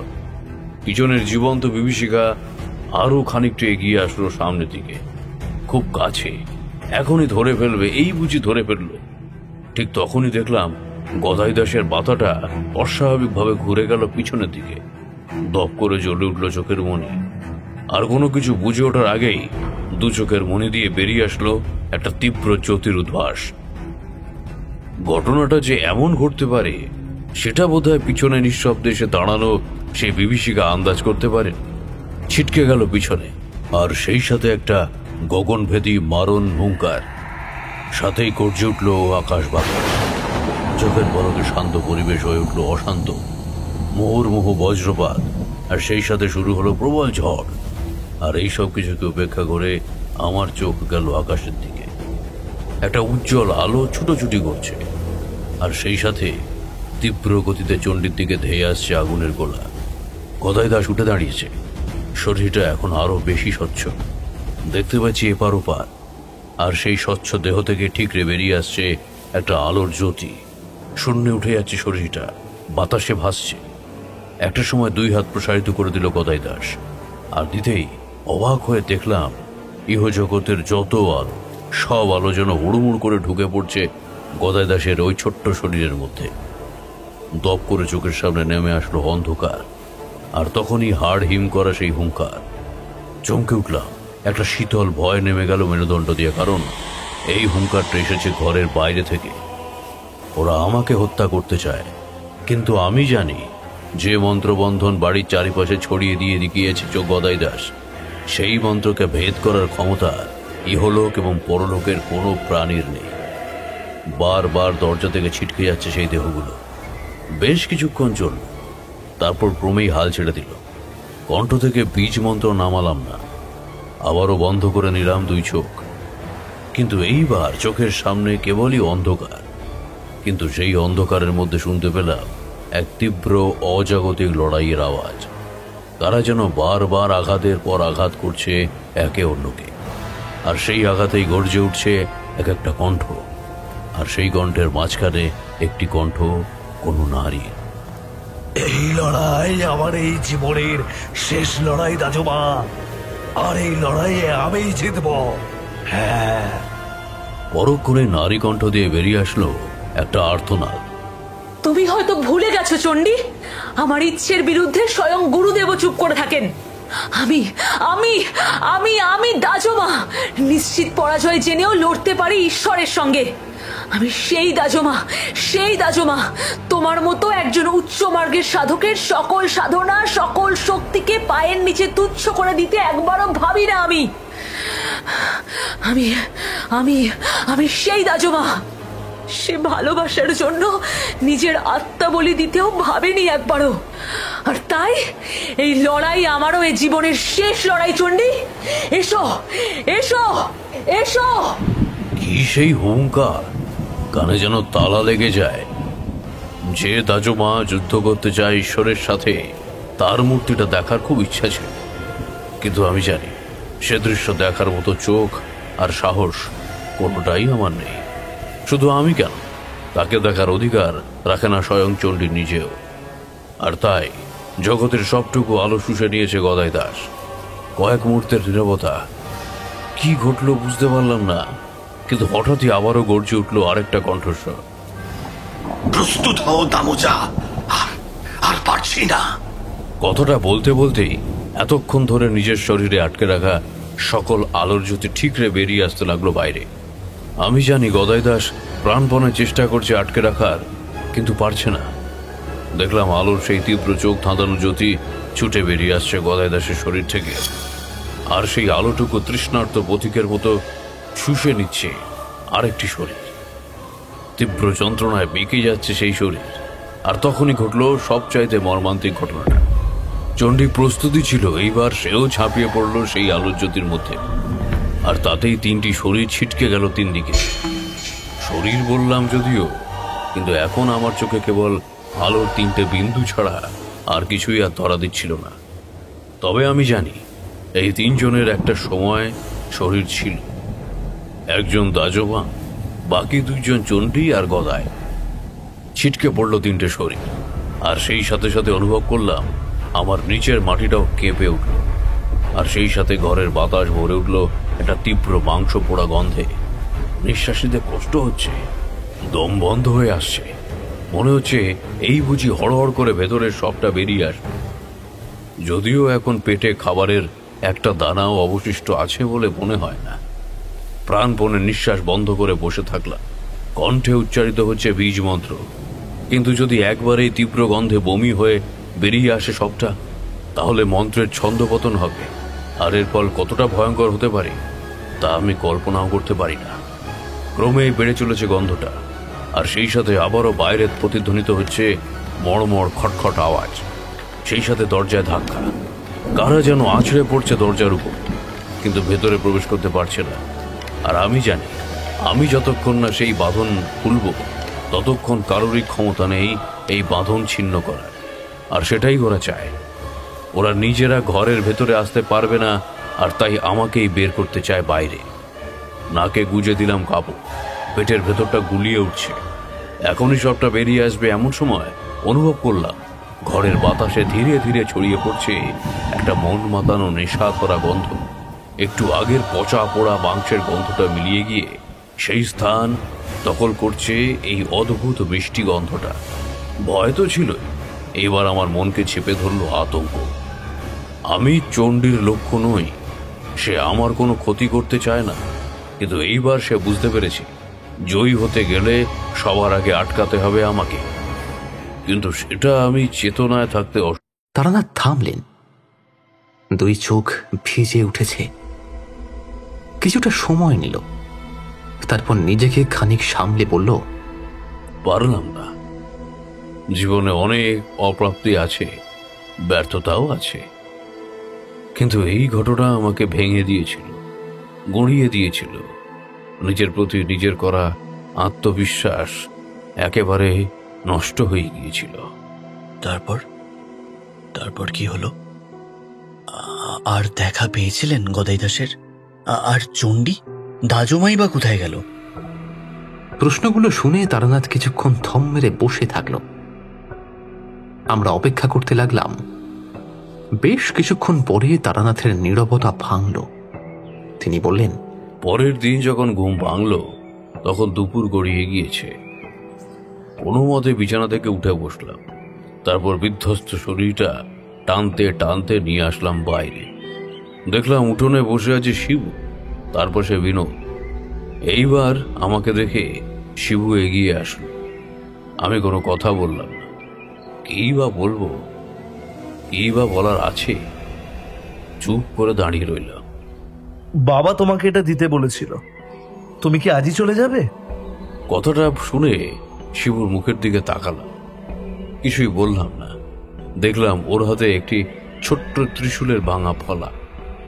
দীর্ঘদিনের পুরনো মরিচা পড়া সেই ফলায় লেগে আছে রক্তের দাগ। জিনিসটাকে নিলাম, তারপর কোমরে গুঁজে রাখতে রাখতে বললাম, হ্যাঁ, ভাবছি এখনই রওনা দেব। বিনোদ, জলখাবারটা নিয়ে এসো তো। না শিবু, ওটা এখন থাক, খেতে ইচ্ছে করছে না। কুয়ো থেকে একটু জল তুলে দিতে পারবে? শিবু আর কিছু বলল না। বিনোদ গিয়ে জল তুলল। স্নান সেরে ঘরে ফিরে আসলাম। তারপর নিজের একমাত্র সম্বল কাঁধের ঝোলাটাকে নিয়ে বেরিয়ে আসলাম। শিবুর মাথা নিচু। কিছুক্ষণ দাঁড়িয়ে থাকলাম ওর সামনে, তারপর চলে আসলাম। আমার আর কোথাও মন টিকল না। কোথায় যাব, কি করব, এইসব আমার কখনোই ঠিক করা ছিল না, থাকেও না। ভেবেছিলাম যাব সাধুদের মিলন মেলায়। আমার সাধনা, আমি যে কারণে এই পথে এসেছি, সব কিছু মিলিয়ে গেল, উবে গেল, হারিয়ে গেল। যেমন আমার চোখের সামনে বাতাসে মিলিয়ে গিয়েছিল গদাই দাসের দেহটা। আর থাকতে পারলাম না, এবার বাড়ি ফিরতে হবে। এরপর বাড়ি ফেরা, আবারও বেরিয়ে পড়া। তারপরেই দেখা হলো মধুসুন্দরী দেবীর সাথে। বরাগড় নদীর তীরে বসে সৎ সাধুদের সঙ্গে সত্যিকারের সব সাধনা। যদিও ওই একবারের পর আর কখনো সাধনায় বসতে পারিনি। সব মেলে তো তিথি মেলে না, তিথি প্রশস্ত হলে সব মেলে না। এরপর কেটে গিয়েছে অনেকগুলো বছর। শিবনাথের দেওয়া সেই ভাঙা মরিচা পড়া ত্রিশূলের পালাটা আমার নিত্যদিনের সঙ্গী, যা অবহেলায় পড়ে থাকে আমার কাঁধের ঝোলায়। এর প্রায় বছর 10 পরের ঘটনা। ছোট্ট অখ্যাত স্টেশনে বসে আছি। ট্রেন আসতে আরো কিছুক্ষণ দেরি। স্টেশনের একটা বেঞ্চিতে বসে আছি। লোকটি যে কখন আমার পাশে এসে দাঁড়িয়েছে বুঝতে পারিনি। বুঝতে পারলাম তখন যখন সে বলল, এখানে একটু বসবো? ঘাড় ফিরিয়ে তাকালাম। দেখলাম একজন মাঝবয়সী লোক হাসি হাসি মুখে দাঁড়িয়ে আছে। লোকটিকে দেখে আমার শ্রদ্ধা হলো। পরনে গেরুয়া বস্ত্রের জন্য নয়, লোকটির কথা শুনে সেও যে আমারই পথের পথিক সেটা বুঝলাম। শরীরটাকে গুটিয়ে নিয়ে বসার জায়গা ছেড়ে দিতেই সে বসলো পাশে। তারপর সেই একই স্বরে বলল, দায়িত্ব শুধু নিলেই হয় না, পালনও করতে হয়। তুমি কি সেটা করেছ?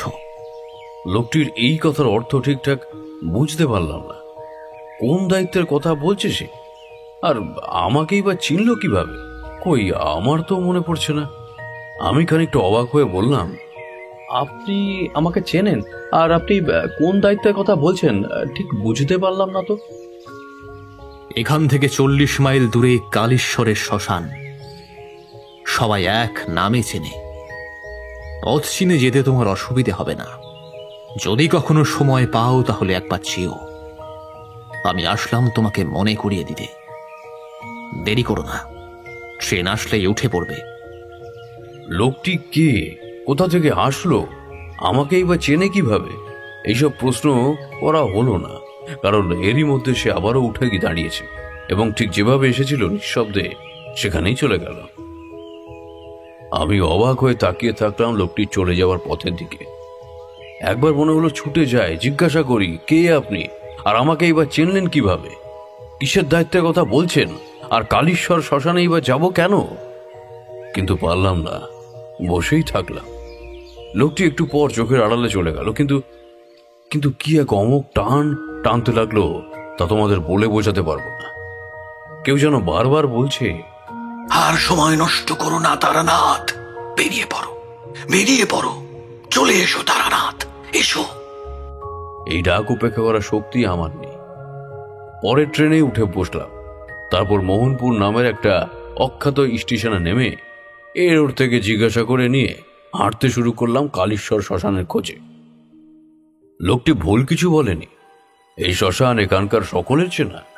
নদীর ধার ঘেঁষে বেশ খানিকটা জায়গা জুড়ে শ্মশানের সীমানা। আশেপাশে কাউকে দেখতে পেলাম না। দুটো চিতার কাঠ দমকা হাওয়ায় ধোঁয়া ছড়াচ্ছে। চারিদিকে ছোট বড় গাছ আর আগাছা। লোকের আসা যাওয়া হয় এখানে বোঝা গেল।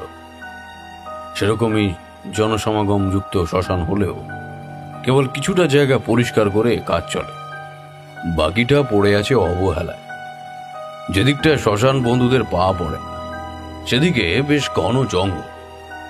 মাথার উপর তাকালাম, আর তাকাতেই দেখলাম একটা সাদা ধোঁয়ার কুণ্ডলী পাক খেতে খেতে উঠে যাচ্ছে উপরে থেকে।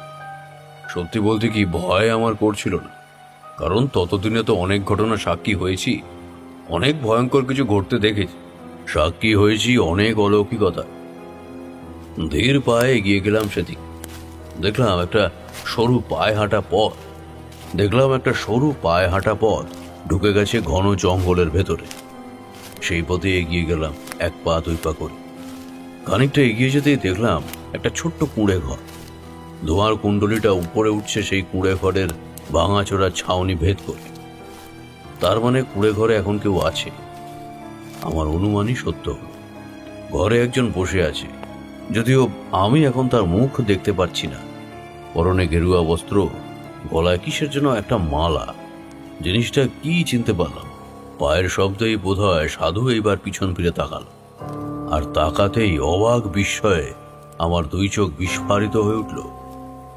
এখন যে লোকটি আমার দিকে ঘুরে তাকিয়েছে তাকে আমি শুধু চিনি না।